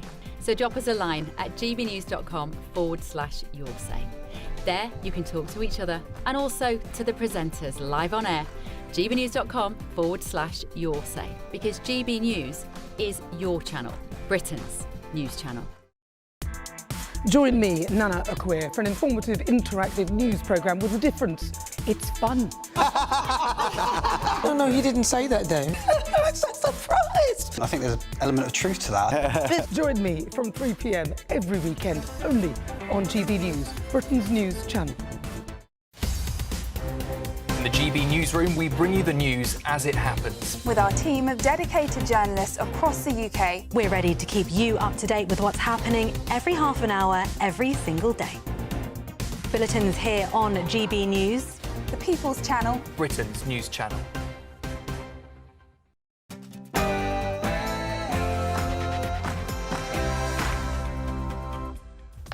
It's 11 o'clock on Thursday, the 30th of October, live across the UK, Britain's Newsroom with Andrew Pearce and Miriam Cates. So, yesterday, the Prime Minister was asked, will you raise taxes in the budget? This is what he had to say. I can tell the House now that we will build a stronger economy, we will cut NHS waiting lists and deliver a better future for our country. Well, pretty obviously didn't even attempt to answer that question, isn't it? It's rumoured, we're pretty confident, the Chancellor is considering a 2p hike in income tax. Tory leader Kemi Badenoch had this message for her this morning. If she puts up the tax, give Reeves the axe. Well, farmers still have budget fears. It's exactly 1 year on from the last autumn budget where farmers were hit by the inheritance tax raid. How are they feeling now? We'll find out soon. And discover why you might be footing the bill to pay for benefit claimants' outstanding energy bills. And is Reeves a rule breaker? Well, the Chancellor has broken some housing regulations by renting out her family home, but the Prime Minister shuts down calls for an investigation. They're our neighbours, our friends, our family. But for some armed forces veterans, the battle continues. Well, it's Poppy Day today in London and Edinburgh, where your donations will help support those who served for their country. And Mr. Blobby's come back. The 90s BBC TV icon is set to return to our screen after 25 years. Do you remember this absolute banger of a Christmas number one?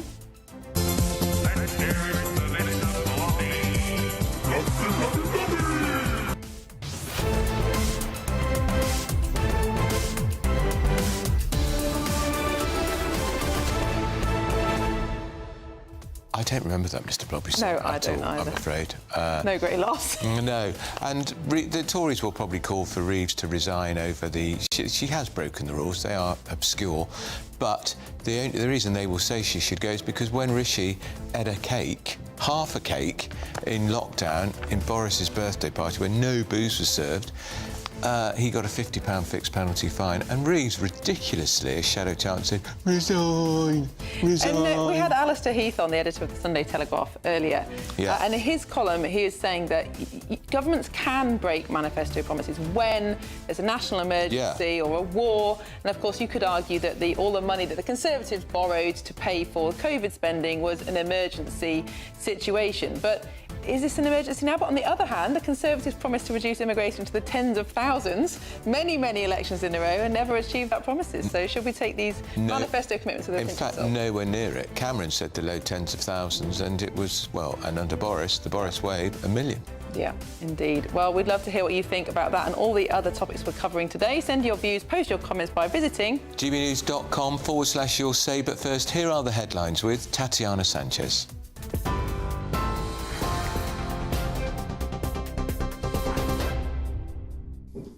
Andrew, thank you very much. At the top stories, breaking news this hour, campaigners have instructed lawyers to consider a private prosecution against Prince Andrew over allegations of sexual assault, corruption and misconduct in public office. Campaign group Republic has long called for the police to investigate and prosecute Andrew and has criticised the political response to the scandal as weak, deferential and inadequate. The group has now taken the unprecedented step of instructing a law firm of private prosecution specialists to investigate and, if appropriate, commence a private prosecution. More on this breaking story as soon as we get it. And in more breaking news this hour, a former Afghan asylum seeker allegedly stabbed 2 people he was lodging with and murdered a passerby, according to prosecutors. Safi Dawood appeared in court this morning, charged with 1 count of murder and 2 counts of attempted murder. He's been remanded in custody. Emergency services were called to Midhurst Gardens in Uxbridge in West London early on Monday evening to reports of a multiple stabbing. The 22-year-old suspect was tasered and arrested at the scene. Despite the efforts of medics, 49-year-old Wayne Broadhurst was pronounced dead at the scene, having suffered multiple stab wounds. He was a local resident who'd been walking his dog when he was stabbed. 2 other people, a 45-year-old man and a 14-year-old boy, were stabbed and also injured. The court heard how the accused had been living with the 45-year-old and the teenager at a house in Midhurst Gardens. Elsewhere, Sir Keir Starmer has dismissed calls for an investigation into Chancellor Rachel Reeves after she apologised for admitting to breaking housing rules when renting out her family home. The property in Southwark was let for around £3,200 a month after she moved into Downing Street following last year's election win. But the area requires landlords to hold a selective licence, which Ms Reeves didn't have. A spokesperson says it was an inadvertent mistake made through a letting agency and that she's since applied for the licence fee. Kemi Badenoch says Rachel Reeves should be sacked if she raises taxes in next month's budget. Speaking at a pre-budget rally, the Conservative leader accused Labour of breaking promises and delivering high taxes and out-of-control spending. It comes after Sir Keir Starmer refused to repeat his pledge not to raise income tax, national insurance or VAT at Prime Minister's questions yesterday, fuelling speculation of tax hikes to plug a £20 billion black hole in the public finances. Labour insists the Conservatives have no credibility on the economy, saying their focus is on fixing the long-term damage and putting money back into people's pockets. We're very happy for you to scrap business rates, just like Mel described, put it in the budget. Let's have a budget of good news this November, not another budget of bad news. Our golden economic rule, finding savings, scrapping stamp duty, scrapping business rates for high streets, and then making sure we get control of spending. So that's my message to Rachel today. I know you've got a lot of problems now with the new issues with being a landlord and messing up your lettings, but no one is interested in your problems. We need you to solve our problems. If she puts up the tax, give Reeves the axe. Thank you. The Prisons Minister has defended paying migrant sex offender Hadush Kabatu £500 to agree to his deportation, calling it a sensible decision to avoid further disruption.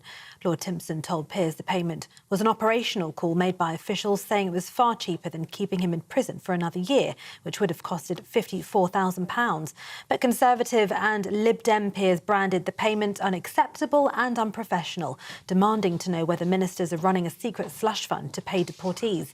Kabatu, who sexually assaulted a 14-year-old girl and a woman in Essex, was deported to Ethiopia this week with no right to return to Britain.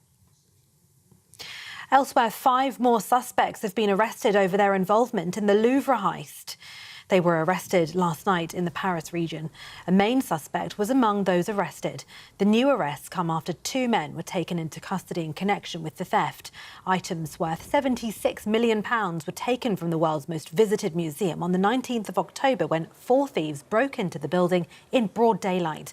The jewels haven't been recovered yet, and the gang involved could be reportedly bigger than the 4 people caught on CCTV. And changes to online access in GP surgeries has led to people submitting requests about life-threatening conditions on non-urgent forms. It comes as more than 2/3 of GPs raised concerns about patient safety in a new poll. From the 1st of October, GP surgeries in England have been required to keep their online consultation platform open for the duration of their working hours for non-urgent appointment requests, medication queries and admin requests. Family doctors say they have since had reports from patients about difficulty breathing and severe vomiting on the forms, which are designed for non-emergencies. The poll of 431 GPs and practice managers by Pulse magazine found 67% are concerned about patient safety since the change. Those are the latest headlines. For now, more in half an hour. Cheers Britannia Wine Club proudly sponsors the GB News Financial Report. And here's a quick snapshot of today's markets. The pound will buy you $1.3184 and €1.1349. The price of gold, £3,019.0 per ounce. And the FTSE 100 is currently at 9,717 points. Cheers Britannia Wine Club proudly sponsors the GB News Financial Report.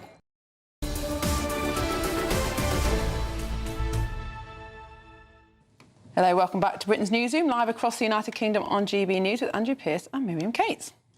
Well, let's see what you've been saying on gbnews.com/yoursay. What are they excised about? Are they fed up about the idea of another tax rise? Pretty big one. Yes, and Maureen points out that it's outrageous that taxes are being used to reward criminals who commit sex crimes. Of course, this is about the Ethiopian Hadush Kabatu, who committed a sex offence in Epping, was eventually deported after being accidentally released, but it was being revealed was given a £500 bribe paid for by the taxpayer to go quietly. Just disgusting, isn't it? It is a terrible use of taxpayer money.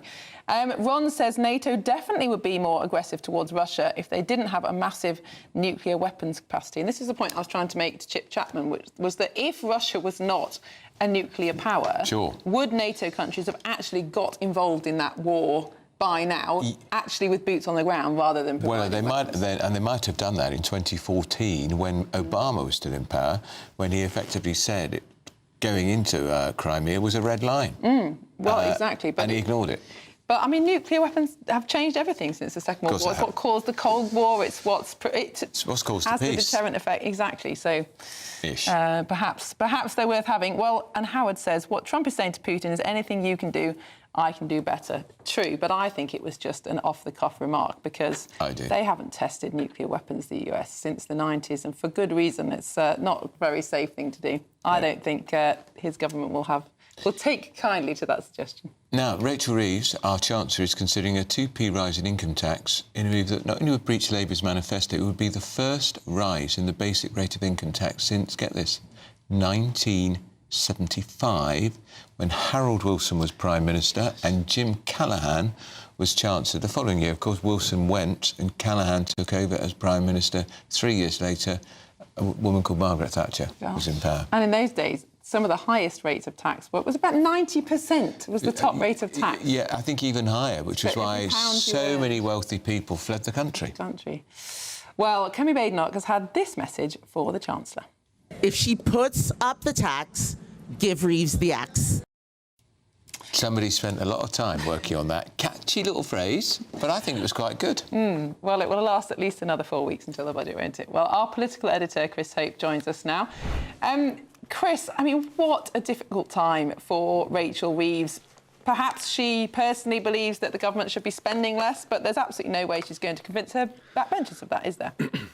Well, that's right. She hasn't got the political energy, it seems, to take on her backbenchers. The £5 billion worth of welfare cuts, they were reversed in the summer. The Timms review, which is looking at them again, that won't come back until November next year. And after that, the cuts only happen in 2027. So the bond markets want to see a government in control of the financial markets. And that's why I think we saw Sir Keir Starmer very quickly clear Rachel Reeves for any impropriety over her issue with renting out her house in Southwark. He accepted it was a human error. We wait to hear what Labour-run Southwark Council say about that, whether they're going to investigate her, maybe prosecute her, maybe try and fine her. But I think that was an open and shut case, if you like, at midnight last night, because they are very worried about what the markets might think. Any suggestion her future is under threat would be a problem, I think, for the markets. We saw that when she was sobbing on the front bench and the pound tanked, because she is seen as someone who is well, they're not sure who might follow next, I think, is where the markets are. So they can understand what Rachel Reeves is trying to do. They know she'll stick to her fiscal rules, so they're sticking by her. But on those promises in the election last year, the Labour Party said they wouldn't increase national insurance. We now know that means for employees, not employers, and of course income tax and VAT. They did that to win the election, but the problem with doing that is they are now stuck facing a probable breach in a manifesto by increasing probably income tax next month, and that'll be a disaster because manifestos are holy writ in politics. You break those pledges, why should anyone else believe what you say also amongst the electorate? A real problem. I remember the famous phrase from George Bush Senior, Chris, during that real presidential campaign, watch my lips, no new taxes. And when he raised those taxes, he was a one-term president. People don't forget and they don't forgive. That's right, read my lips, no new taxes. And that really did hang around the neck of George Bush, and this will be a problem, I think, for this government. I think any party in power in the back end of this decade, after the last Tory government spent all that money on COVID and the energy shock caused by the invasion of Ukraine, £500 billion, there was going to need to be taxes going up. But Labour's problem is not being levelling on that and being clearer about that at the election last year. The Tories, of course, back then said they would cut spending. This government hasn't been able to do that yet, and that's why it looks like taxes might go up. And indeed, Chris, spending has gone up an awful lot since the Labour government came into power, partly to do with public sector pay rises, which, of course, was one of the first things that they implemented. But also we've seen huge growth in the welfare bill. How long will they be able to go on saying this is the final time we raise taxes, which, of course, is what Rachel Reeves said last year? Could this be now a yearly tax rise? Well, it really can't be. I mean, the reason why they're looking at a big income tax increase is because they want to create what they call fiscal headroom. So if the economy doesn't grow as they hope it might do over the next 12 months, they won't need to come back with more tax increases next year. So they're hoping they can do one big tax increase probably income tax, probably the base rate. They might play around with national insurance so that they can say they're cutting it for working people. That would be a kind of sophistry, but might work politically. And then not come back next year and following years. I was there at the CPI conference last November. I heard the Chancellor say, we are not going to do this again. This is a one-off tax increase post that manifesto winning election last July. Well, that hasn't happened.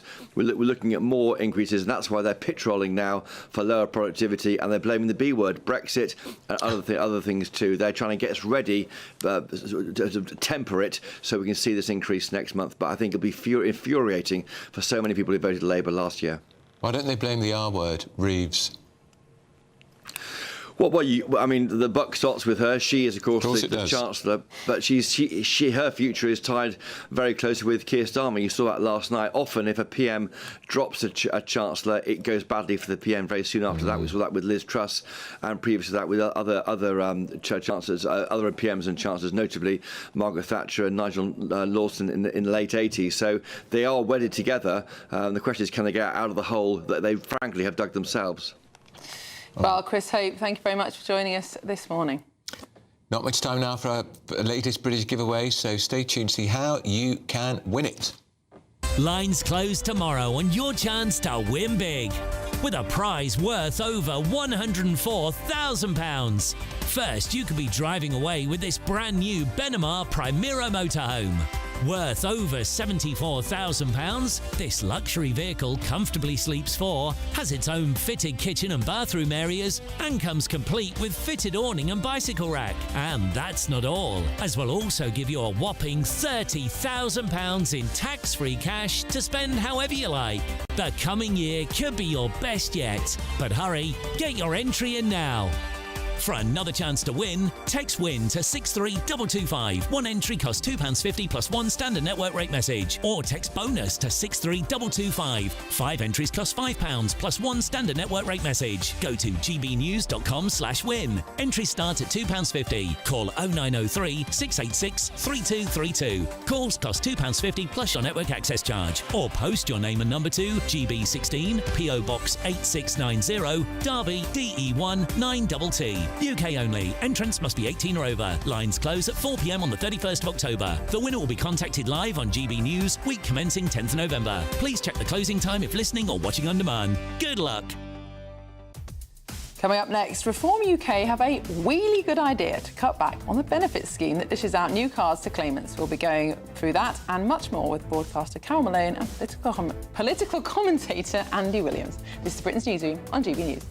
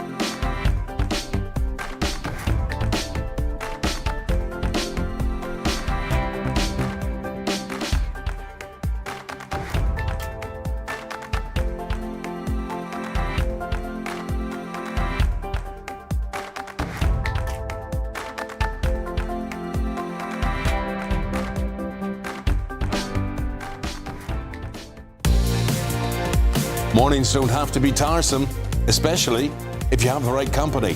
Wake up to news as it happens, opinion and debate, and of course, a little bit of entertainment too. Because when the kettle's on, we're on. That's Breakfast on GB News, a show worth waking up for. Every morning from 6 a.m. Only on the People's Channel, Britain's news channel. We'll spread the news, you spread the word. From the school run to the home run, watch a new show for all of Britain. He can say whatever he wants. A straight-talking show where all voices are heard.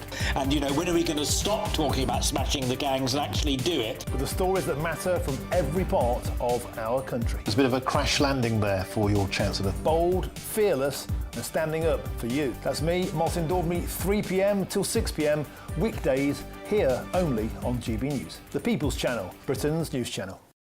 Westminster's full of talk, but out here, it's the real world. Am I allowed to talk No, now? that's it. This is where it matters, real people and real lives. That's what politics is all about. In fact, has Trump made a good start? No. Straight answers, no spin, and just a couple of pints. How many fingers have I got up? About 10. So join me for Lee Anderson's Real World every Friday at 7 p.m, only on GB News. The People's Channel, Britain's news channel.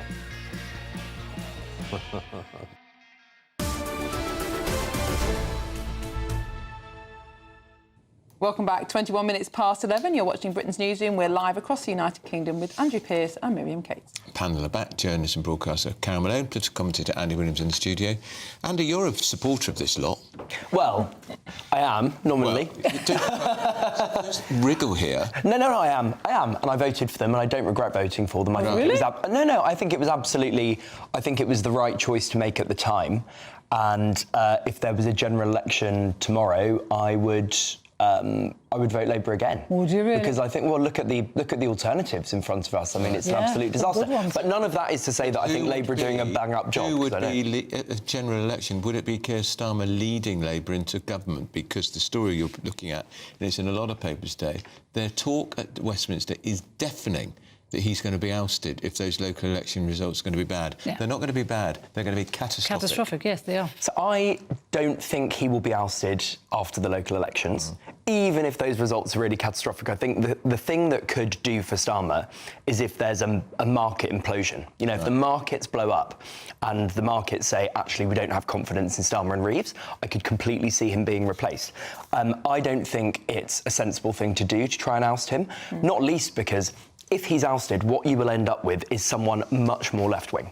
The Labour Party membership is not... They might go for West Streeting, you don't think he's... They won't. I would go for West Streeting, but I'm not on the left of the Labour Party. No. The left of the Labour Party, and the membership is a long way to the left, they would go for someone like Ed Miliband. They're not... And it is interesting that Andy says Miliband, because a couple of MPs I've spoken to of late have said exactly the same thing, because he is the most popular minister among Labour members, which I find astonishing. It just shows how doomed the Labour Party is. Net zero fanaticism. Well, yes, but what is interesting is we always thought, because Labour is Labour, the rules were different to the Tories, that Labour couldn't just oust a leader. But the rules were changed last year at the Labour Party conference to allow this to happen. Now, when it happened, I mean, Starmer had just won by a massive majority, and he was not expecting it would ever be turned on him. But it's looking like now, if you get 20% of Labour MPs, which would be, what, 80 or something now? That's quite a heavy lift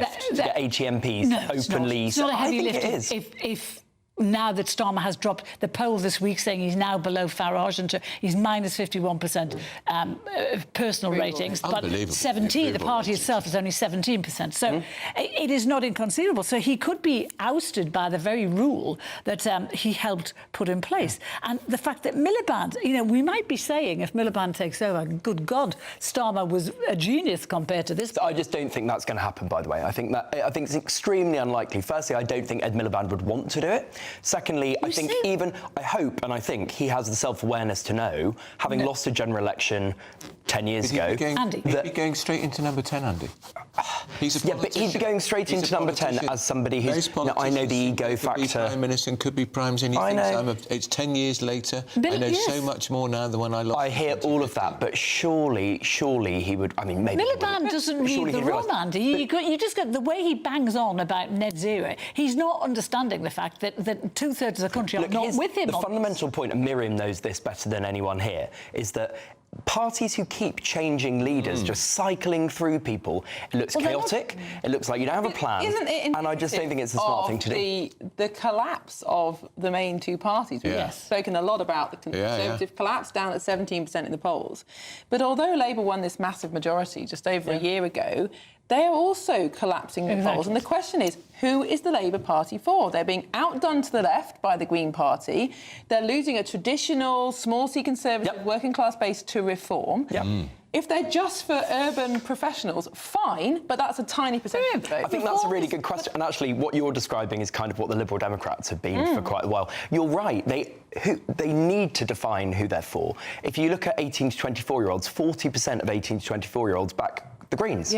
That's an enormous problem. But Andy, Reform has become the party of the working classes now. Well, you know, after the wipe out the election with the Tories and the Red Wall, Labour gained popularity there. It has now lost it again to Reform. Reform has become the party of the working classes. I want to throw another name into the frame. Yes. Angela Rayner. Yes. Well, we if saw that her happens, at Prime Minister's Questions on Wednesday, sitting Have we got 4 the rows picture? back. No, because they can't produce it. Even Can though we it's show it it's here? in every newspaper, but we can't put it on. Can we show it here? They're actually. This is. We're a TV station. We cannot manage to put this picture on. This is Lucy Powell sitting with Angela Rayner. Lucy Powell being the new deputy leader of the Labour Party, looking daggers at Keir Starmer because she was sacked from the cabinet. Yes. She ran for the deputy leadership Yes. against Starmer's choice, Bridget Phillipson, the education secretary, and she won pretty comfortably. Those two women are storing up trouble for Starmer. Well, the way and they're Rayner, looking at it, I think, do not discount her to be Labour leader. If knives could come out of eyes, as what you just said, Starmer would be flat on the floor. He would be a total goner. And the knives are, and you know, Andy, I don't think you're right. If they are slaughtered at the May elections, which I am convinced they will be, and so are most people, he can't stay. And if he doesn't go willingly, they will use this new rule to get him out. Some people might try, and I absolutely think they're going to be slaughtered in May. I do. I think, fortunately for Labour, the Tories are going to get slaughtered as well, and they're going to throw Kemi Badenoch overboard much more quickly than Labour are going to throw Starmer. But I think they are. I really do. But I was at the Tory conference and in the Commons, I do not sense any appetite to change leader again, because look, that would be ridiculous. That would be how many women would that be? 7 in 45 years.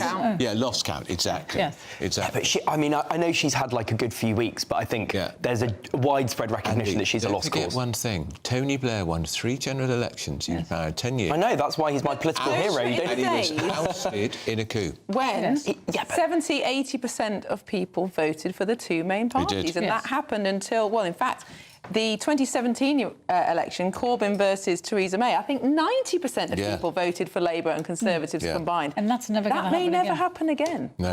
And they're done for decades. I don't know. I'm always wary of this will never happen again, or that's unprecedented, because we've seen in the last 10 years that things change very quickly. You know, it was in 2021, people were talking about Boris Johnson being Prime Minister until 2030.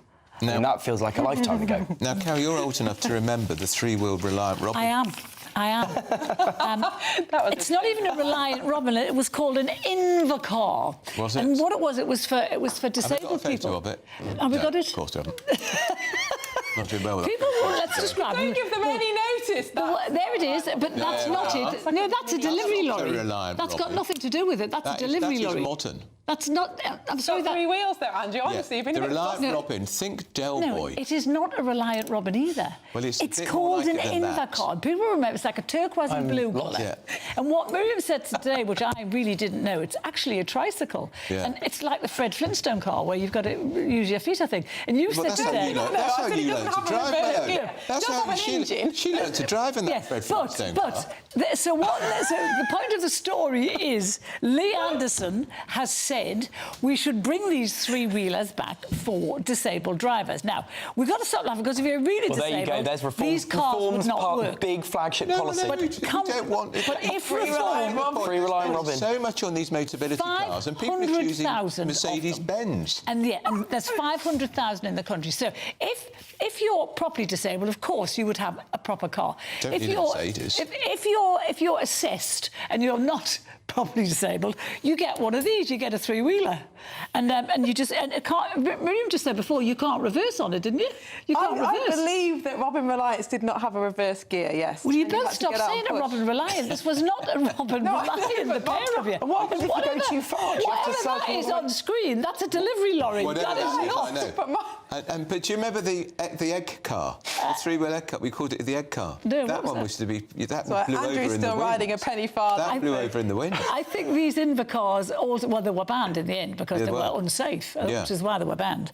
But anyway, Lee Anderson wants to bring them back. That'll get a few votes. I'm not quite sure what's going on, but... It's just made a very good point. There'll be low emissions, so Miliband will like them. Well, there we go. So your lefty lot will like those. Absolutely. Well, let's roll them out straight away. Give everyone one. Put that in his leadership campaign. There is one minor downside, which is they are terribly dangerous and unstable, but never mind. They were. Well, they can make them that's why safe. they were got rid of. They can put a little weight in the back, make them safe, and they'll be fine. Wheel.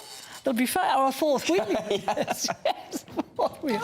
I don't think Miriam Cates is taking this seriously. Well, I mean, I don't think Lee Anderson This was. is a very serious suggestion by a member of the Reform UK's I love it. parliamentary it's party. It's quite kind of Del Boy and Rodney. Didn't they have Robin Reliant? Yes, but this isn't... I don't know how much time I've got. This is not a Robin. I wanted the production team to show us the Robin Reliant. Should we name the perpetrator, the person who hasn't done this? Me. Anyway, we might even get a picture of Lucy Powell and Ange Reines in the next section, yeah. Probably for next week's show. Yeah, exactly. Now we're going to do our... Thank you to you two. We're going to go to our 60-second news update with Tatiana Sanchez.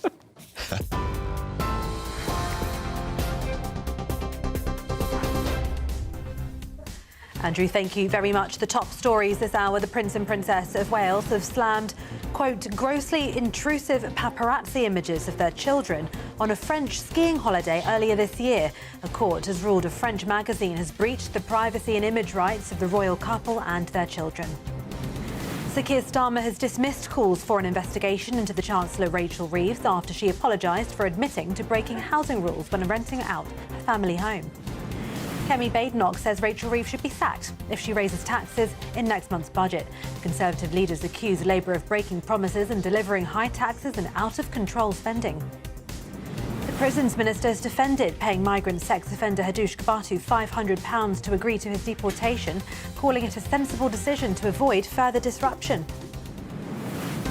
Those are the headlines. For now, more from me at 12 o'clock. For all the latest from GB News whilst you're on the go, get the GB News app. Scan the QR code now to download or visit gbnews.com/app.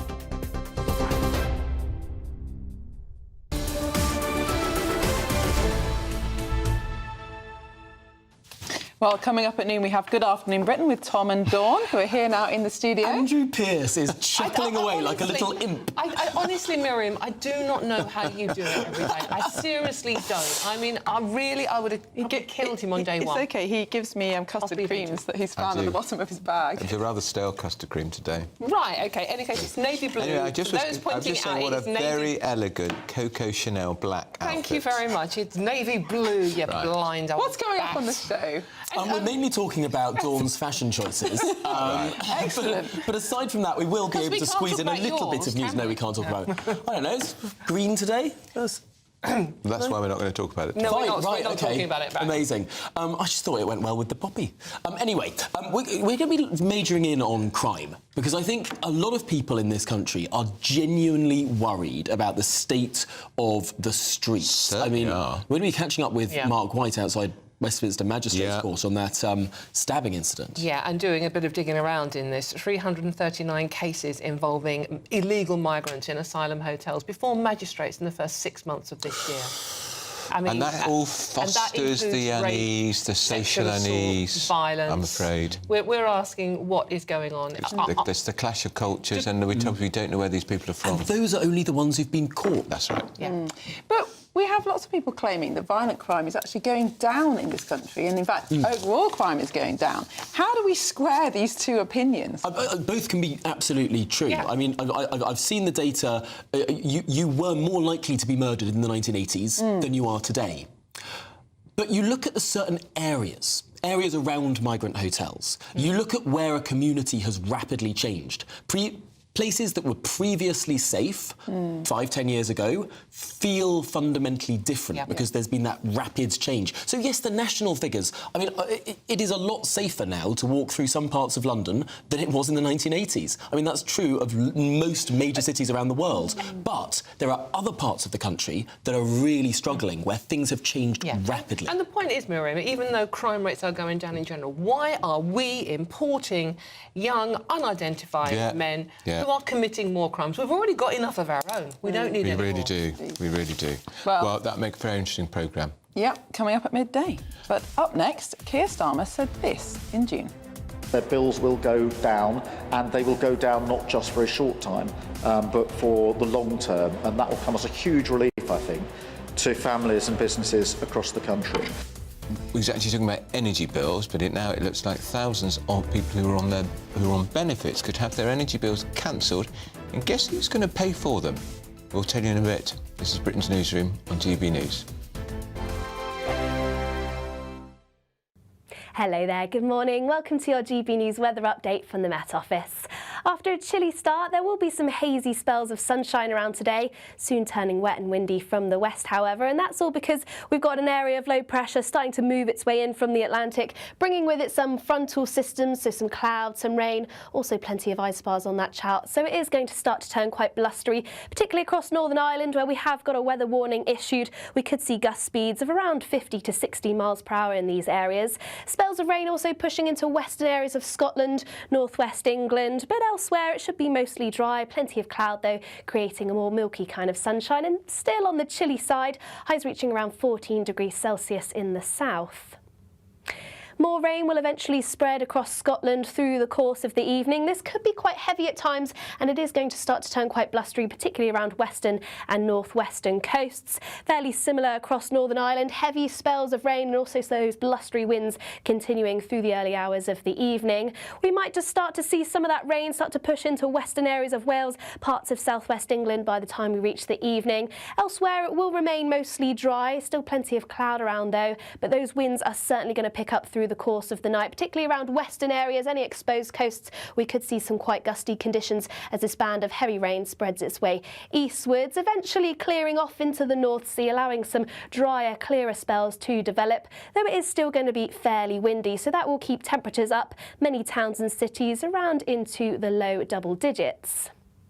So a milder start as we head into Friday, a mix of patchy cloud, also some sunny spells, but we are still expecting some quite heavy and intense showers, particularly as we head our way towards the afternoon. This band of heavy rain pushing in from the west. This could bring some hail and thunder at times too. Still very windy as we get into the afternoon, but feeling a little bit milder, highs reaching around 16 to 17 degrees.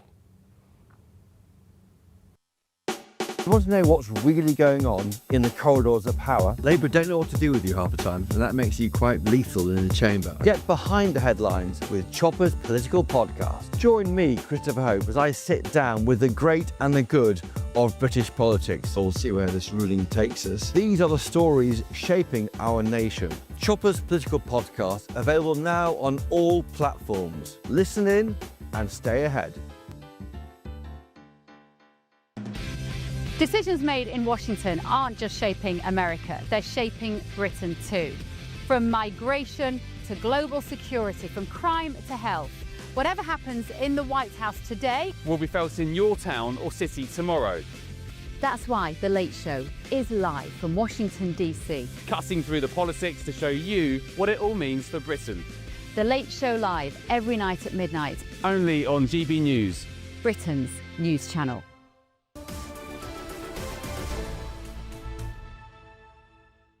Welcome back. It's 11:38, watching Britain's Newsroom on GB News with Andrew Pearce and Miriam Cates. Some breaking news now. The Prince and Princess of Wales have slammed grossly intrusive paparazzi images of their children, which were taken on a French skiing holiday earlier this year. Well, a court has ruled that a French magazine has breached the privacy and image rights of the Prince and Princess of Wales and their children. And GB News' royal correspondent Cameron Walker joins us now. Cameron, they'll be very pleased with this news. They certainly will. I think when those paparazzi images of the five of them in a lodge in the Alps in April, it really made Prince William very angry, of course, because it's French paparazzi as well, which is, of course, what happened to his mother in the tunnel in Paris in 1997, being chased by French paparazzi. But, of course, the driver was drunk and they were not wearing seatbelts. But, of course, the problem is that this was a breach of their privacy, and that's what the court has ruled in France earlier today. And this would not happen in the United Kingdom because we do not publish paparazzi images of members of the royal family and haven't done so, Andrew, since 1997. Yeah. So this was very much a French issue, but I think the added complication in the 21st century is that everyone has access to the internet. Yes. So even if they're not published on television and in newspapers here in the United Kingdom, British citizens can see those images, and lots of them did see those images back in April when they were initially published. But a Kensington Palace spokesperson has told GB News that their Royal Highnesses, the Prince and Princess of Wales, have been successful in legal proceedings brought in France against the owner of Paris Match, which is the magazine, which published a grossly intrusive article and long-lens paparazzi photographs of their private family holiday in the Alps in April. The ruling affirms that, notwithstanding their public duties as members of the royal family, their Royal Highnesses and their children are entitled to respect for their private lives and family time without unlawful interference and intrusion. The Prince and Princess of Wales are committed to protecting their private family time and ensuring that their children can grow up without undue scrutiny and interference. They will not hesitate to take such action as is necessary to enforce those boundaries. Perhaps a warning shot to other publications who may be considering publishing paparazzi photographs of them. So that's Paris Match magazine has had to publish a full apology in the newspaper, €10,000 in a penalty notice, and of course a formal ruling of infringements they have now suffered. Quite right too. Cameron, thank you very much.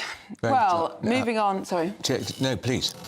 Moving on now, nearly 200,000 people on benefits could have their debts to their energy suppliers cancelled if they make an effort to pay what is owed. Whatever that effort means. Now, that means up to 500 million could be knocked off total debts owed under the changes that Ofgem, that's the regulator, want to make next year. Well, let's speak to Peter Smith, who's the Director of Policy of National Energy Action. Peter, thank you so much for joining us this morning. Now, the problem here seems to be that because energy bills have gone up so much over the last few years, quite a lot of people have got into debt and owe their supplier a lot of money. How big is this problem? Well, energy debts are huge. They're at record levels. They're at £4.4 billion. And every person that we try and help in our charity, about 3/4 of them are deeply in debt. And that's because energy bills are still totally unaffordable. They're £500 a year more expensive than they were at the start of the energy crisis. And many people couldn't afford them even before that. So this is just ballooned, and just leaving it alone and hoping it goes away isn't an option. So what are Ofgem proposing? They're saying one way to reduce that debt is if people who are in a position to pay their bills, if they put an extra charge or levy on their bill. That's correct. People, I think, through standing charges or network costs over a 20-year period. The cost to everybody else will be pretty low because it'll be spread over that duration. And you've got to remember that consumers are already paying energy suppliers for this bad debt. Energy suppliers already get an awful lot of money from every energy consumer to service bad debt. But the stupid thing is it hasn't been paying off people's debts or writing them off. So energy suppliers are being provided with this money. They're not cutting people's bills or reducing their debts, with the result that people haven't been able to heat their homes adequately. But Peter, what about... Peter, I hear all this, and it's heartwarming stuff, of course, people who are genuinely in debt and can't afford to pay off this debt. What about those who are feckless and reckless and never had any interest in paying off the debt? Why should the good parsimonious families save and scrimp and scrape, pay for them? Well, as I've mentioned, they are already paying for them, or they're paying energy suppliers, and this is going to have a much more direct result. I think the vast majority of the people that will benefit from this scheme aren't feckless. They've been suffering from unaffordable energy bills that have got stretched them beyond breaking point. The point our charity tries to help people that haven't heated their home for sometimes years, or having to make very, very difficult choices in terms of not being able to even put a hot meal on the table for their children. So, if you care deeply about those human assets, then this is welcome. But Peter, surely this is completely the wrong approach. If people don't have enough income to pay their bills, that is an issue, but it's not the responsibility of everybody else in the system to find that money. And these energy companies are supposed to be private companies. When private companies have bad debt, it's up to them how to recover that debt. You don't just spread the cost of that debt on everybody else. Can you imagine if a few people owned Sainsbury's a lot of money and they decided to charge everybody else more? I mean, is this a private system or isn't it?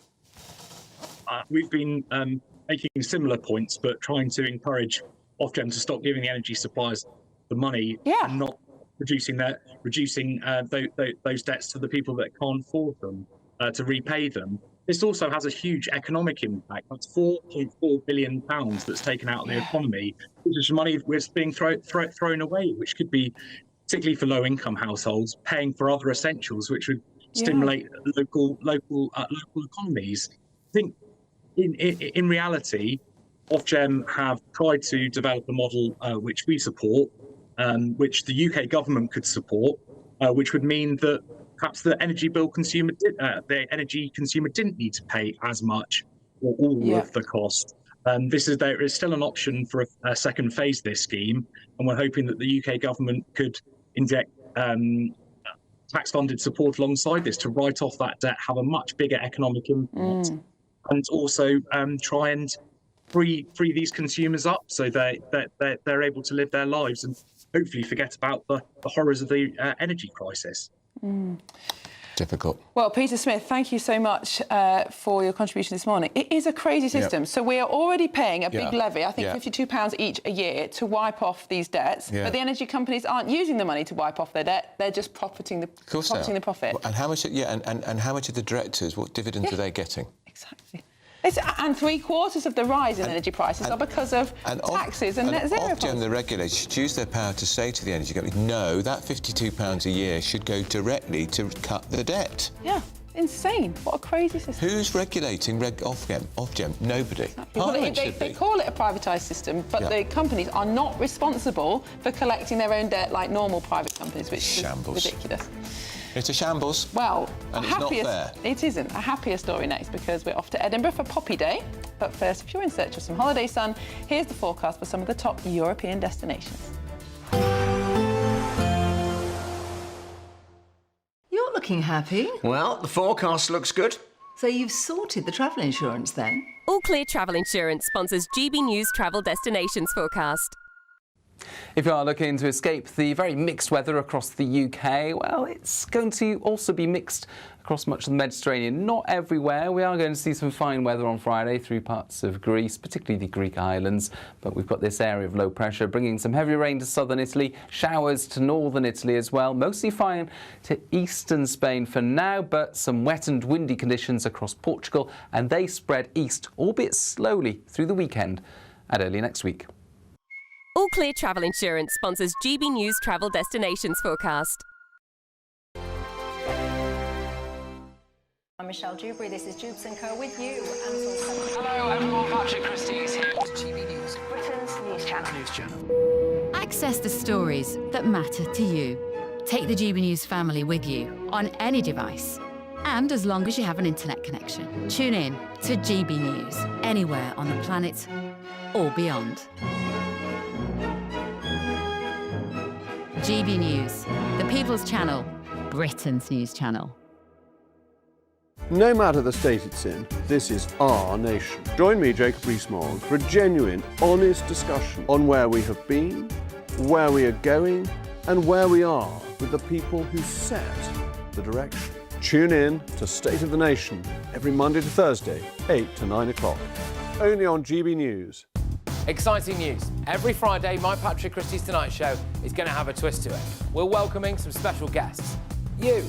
That's right, on Fridays I'm going to be doing my show in front of a live studio audience, because this show is about you and what you have to say. It's going to be the same big debates, same big topics, same big opinions, but every Friday night at 9 p.m. you are invited to come on down to Patrick Christie's Tonight to be a part of the action. Only on GB News, the People's Channel, Britain's news channel.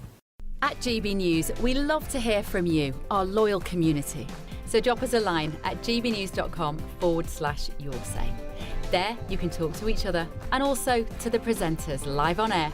gbnews.com/yoursay, because GB News is your channel, Britain's news channel. Hi, I'm Michelle Dewberry, and my show is your opportunity to cut through all the noise and dive in headfirst to some robust debates. Ideas clash. Situation, isn't it? No, because the failure is you're deliberately avoiding my point. Nothing's held back, And if you think this is the end of it, wait for more. and we do not shy away from the difficult stuff. Sometimes I want to shake people and say, if only you understood. So join me on Jubes & Co weeknights at 6 p.m. only on GB News, Britain's news channel. Join me, Nana Akwe, for an informative, interactive news programme with a difference. It's fun. Oh no, he didn't say that, Dave. I'm so surprised. I think there's an element of truth to that. Join me from 3 p.m. every weekend, only on GB News, Britain's news channel. Mornings don't have to be tiresome, especially if you have the right company. Wake up to news as it happens, opinion and debate, and of course, a little bit of entertainment too. Because when the kettle's on, we're on. That's Breakfast on GB News, a show worth waking up for. Every morning from 6 a.m. Only on the People's Channel, Britain's news channel. We'll spread the news, you spread the word.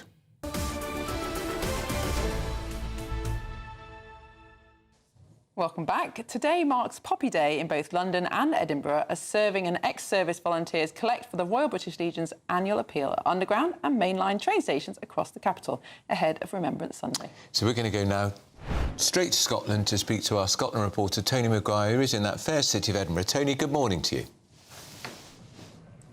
Yeah, good morning. It's a very, very fair city today with the sun out, but, you know, cold on that winter start. But, you know, Edinburgh couldn't let London have all the fun. No, today is Poppy Day for Edinburgh. Glasgow had it yesterday. And, you know, as you can probably hear behind me, the festival atmosphere is well underway. We've had choirs from the Edinburgh and Rosyth Military Wifes. We've had the Scots Marines Band, and you know, even behind me you can see a range of military vehicles there that have been lovingly restored, and each of them tell a story, and it's been a really fascinating actually watching some of the small kids who are, you know, taking instant liking to these old cars, as you might imagine, you know, but that's a great way to kind of introduce them to why we all wear the poppy here in Scotland. I spoke to Ian Morris, he's a member of the Scots Military Vehicles Group, and he tells me a bit about that. Yeah, absolutely. No, and Poppy's all about, you know, remembering and supporting our veterans that are there, no past and present, going forward, and making sure that they get the level of support that as a society we owe them, a debt of gratitude that we owe them for serving their country. The Jeep itself has seen a bit of action on it. We've got battle damage on the Jeep itself. So, you know, this is not about a John Wayne film or anything like that. This is real, you know, service people, servicemen and women that serve our country, and the Poppy's there to help to remember that and support them. Now, you might have noticed at home, you know, our poppies up here have 4 petals, you know, and they've been that way since 1926, all made in Lady Haig's factory. So next year is obviously a big year for them, but we've certainly got a bit more of the festivities. Glad to see we've got in just before the pipe band takes the stage, so you don't have to fight for them for the airwaves. Cab drivers for... Thank you, Tony. Another great celebration of our fantastic servicemen. I saw, as I was coming into Paddington this morning, their band was already playing. I love hearing brass bands. It sounds amazing in Paddington Station. And, of course, all the poppies on sale as well. And this poppy, of course, is the black cab drivers who bring veterans in to cenotaphs all around the country. It's a terrific charity, and we've done a lot to support them on GB News, and some of the organisers come in and tell us some great stories. They take veterans to France for Remembrance Sunday at the times when they're... It's amazing. They've taken them to the war graves. It's a really, really important charity, and they give up their own time and their money and petrol. Yeah. So it's a great charity. And I think on the first Poppy Day, which was 2006, they raised a few £100s. Now it's up to £1 million. Already. On the Poppy Day that they have every year. So fantastic, good cause. Do get out and buy your poppy. That's it. And wear it with pride. That's the other point. Well, coming up next, we've got Good Afternoon Britain with Tom and Dawn. We'll see you soon. We're learning more about the Chancellor, Rachel Reeves. She supported the introduction of the very licensing schemes for renting out houses that she avoided using. Yeah, and we're also learning more about migrant crime. 339 cases in the first 6 months of this year of migrants in those hotels committing crime, including rape and sexual assault. Who's more important, migrants or you? Find out after this.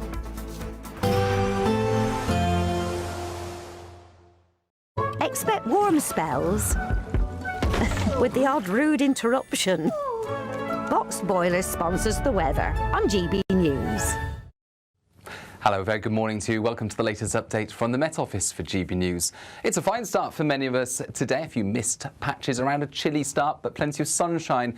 It is then going to turn increasingly cloudy from the west, with outbreaks of rain and strengthening winds later. Already turning cloudy for parts of Wales, the southwest and Northern Ireland. And then we've got this rain moving in late morning for Northern Ireland, pushing then into western Scotland, parts of Wales as well as the winds strengthen. But it stays bright in the east, and as it turns cloudy, it will stay rather chilly, 10 to 12 Celsius, but temperatures up to 15 in the south. And we do have the wind strength, and that's going to make it feel on the cool side, with the strongest winds expected across western Scotland, Northern Ireland as well, 60 to 70 mile-per-hour wind gusts in exposed spots. That combined with some wet weather as we go into the evening for much of Scotland, Northern Ireland, as well as increasingly parts of Wales and the southwest, it's going to make for some tricky conditions if you're out and about.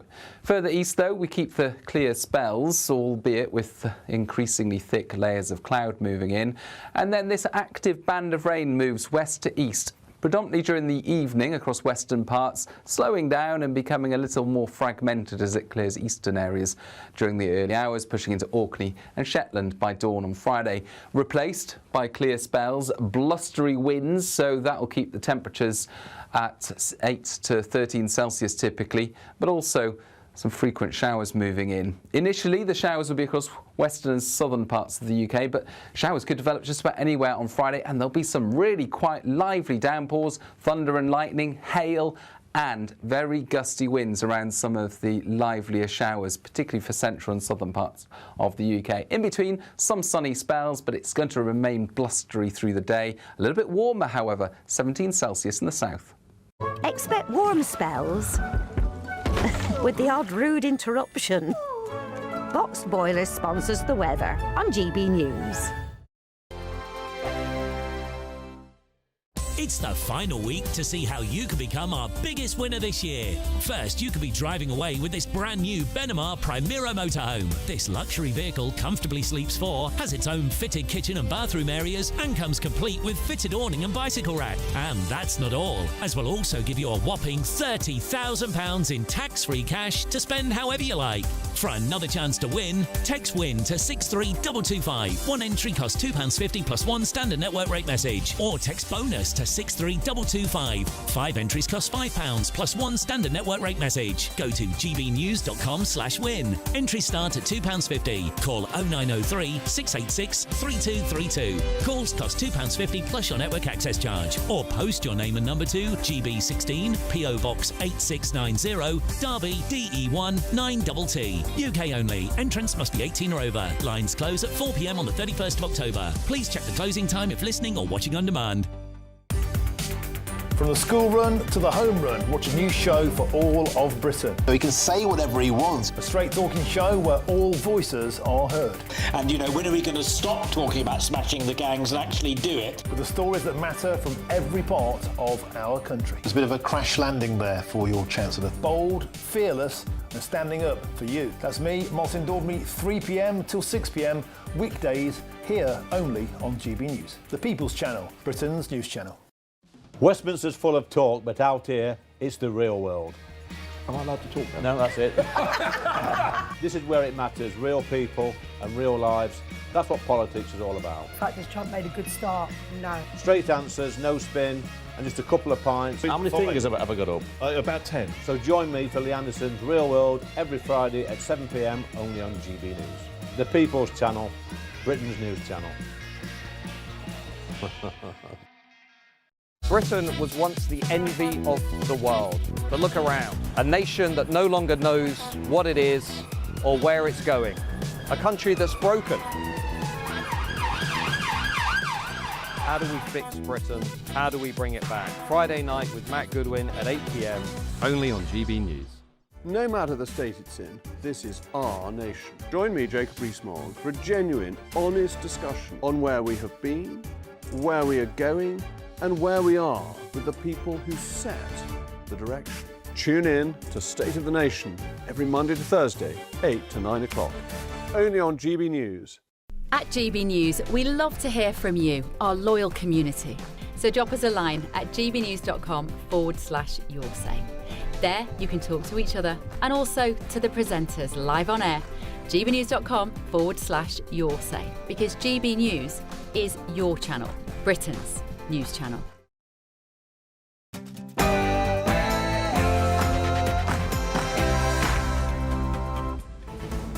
Good afternoon, Britain. It's 12 o'clock on Thursday, the 30th of October. I'm Tom Harwood. And I'm Dawn Neeson. Now, Sir Keir Starmer rejects calls to investigate Rachel Reeves after she admits renting out her London home without the right licence. She apologises, the PM says the case is closed, but the Conservatives now say she should be sacked. Meanwhile, the Chancellor is reportedly weighing up a 2p income tax hike, even as she eyes a matching national insurance cut. Tory leader Kemi Badenoch had this message for her this morning. If she puts up the tax, give Reeves the axe. Elsewhere, migrants deported to France are already trying to come back. Lawyers say some were left homeless and are now waiting in Calais to cross over again. Are the returns flights really working at all? Spoiler alert, no. Meanwhile, US President Donald Trump orders the immediate testing of America's nuclear weapons just hours after Russia announced its testing of a nuclear-capable underwater drone. And back here in the UK, it's Poppy Day in London and Edinburgh, where your donations will help to support those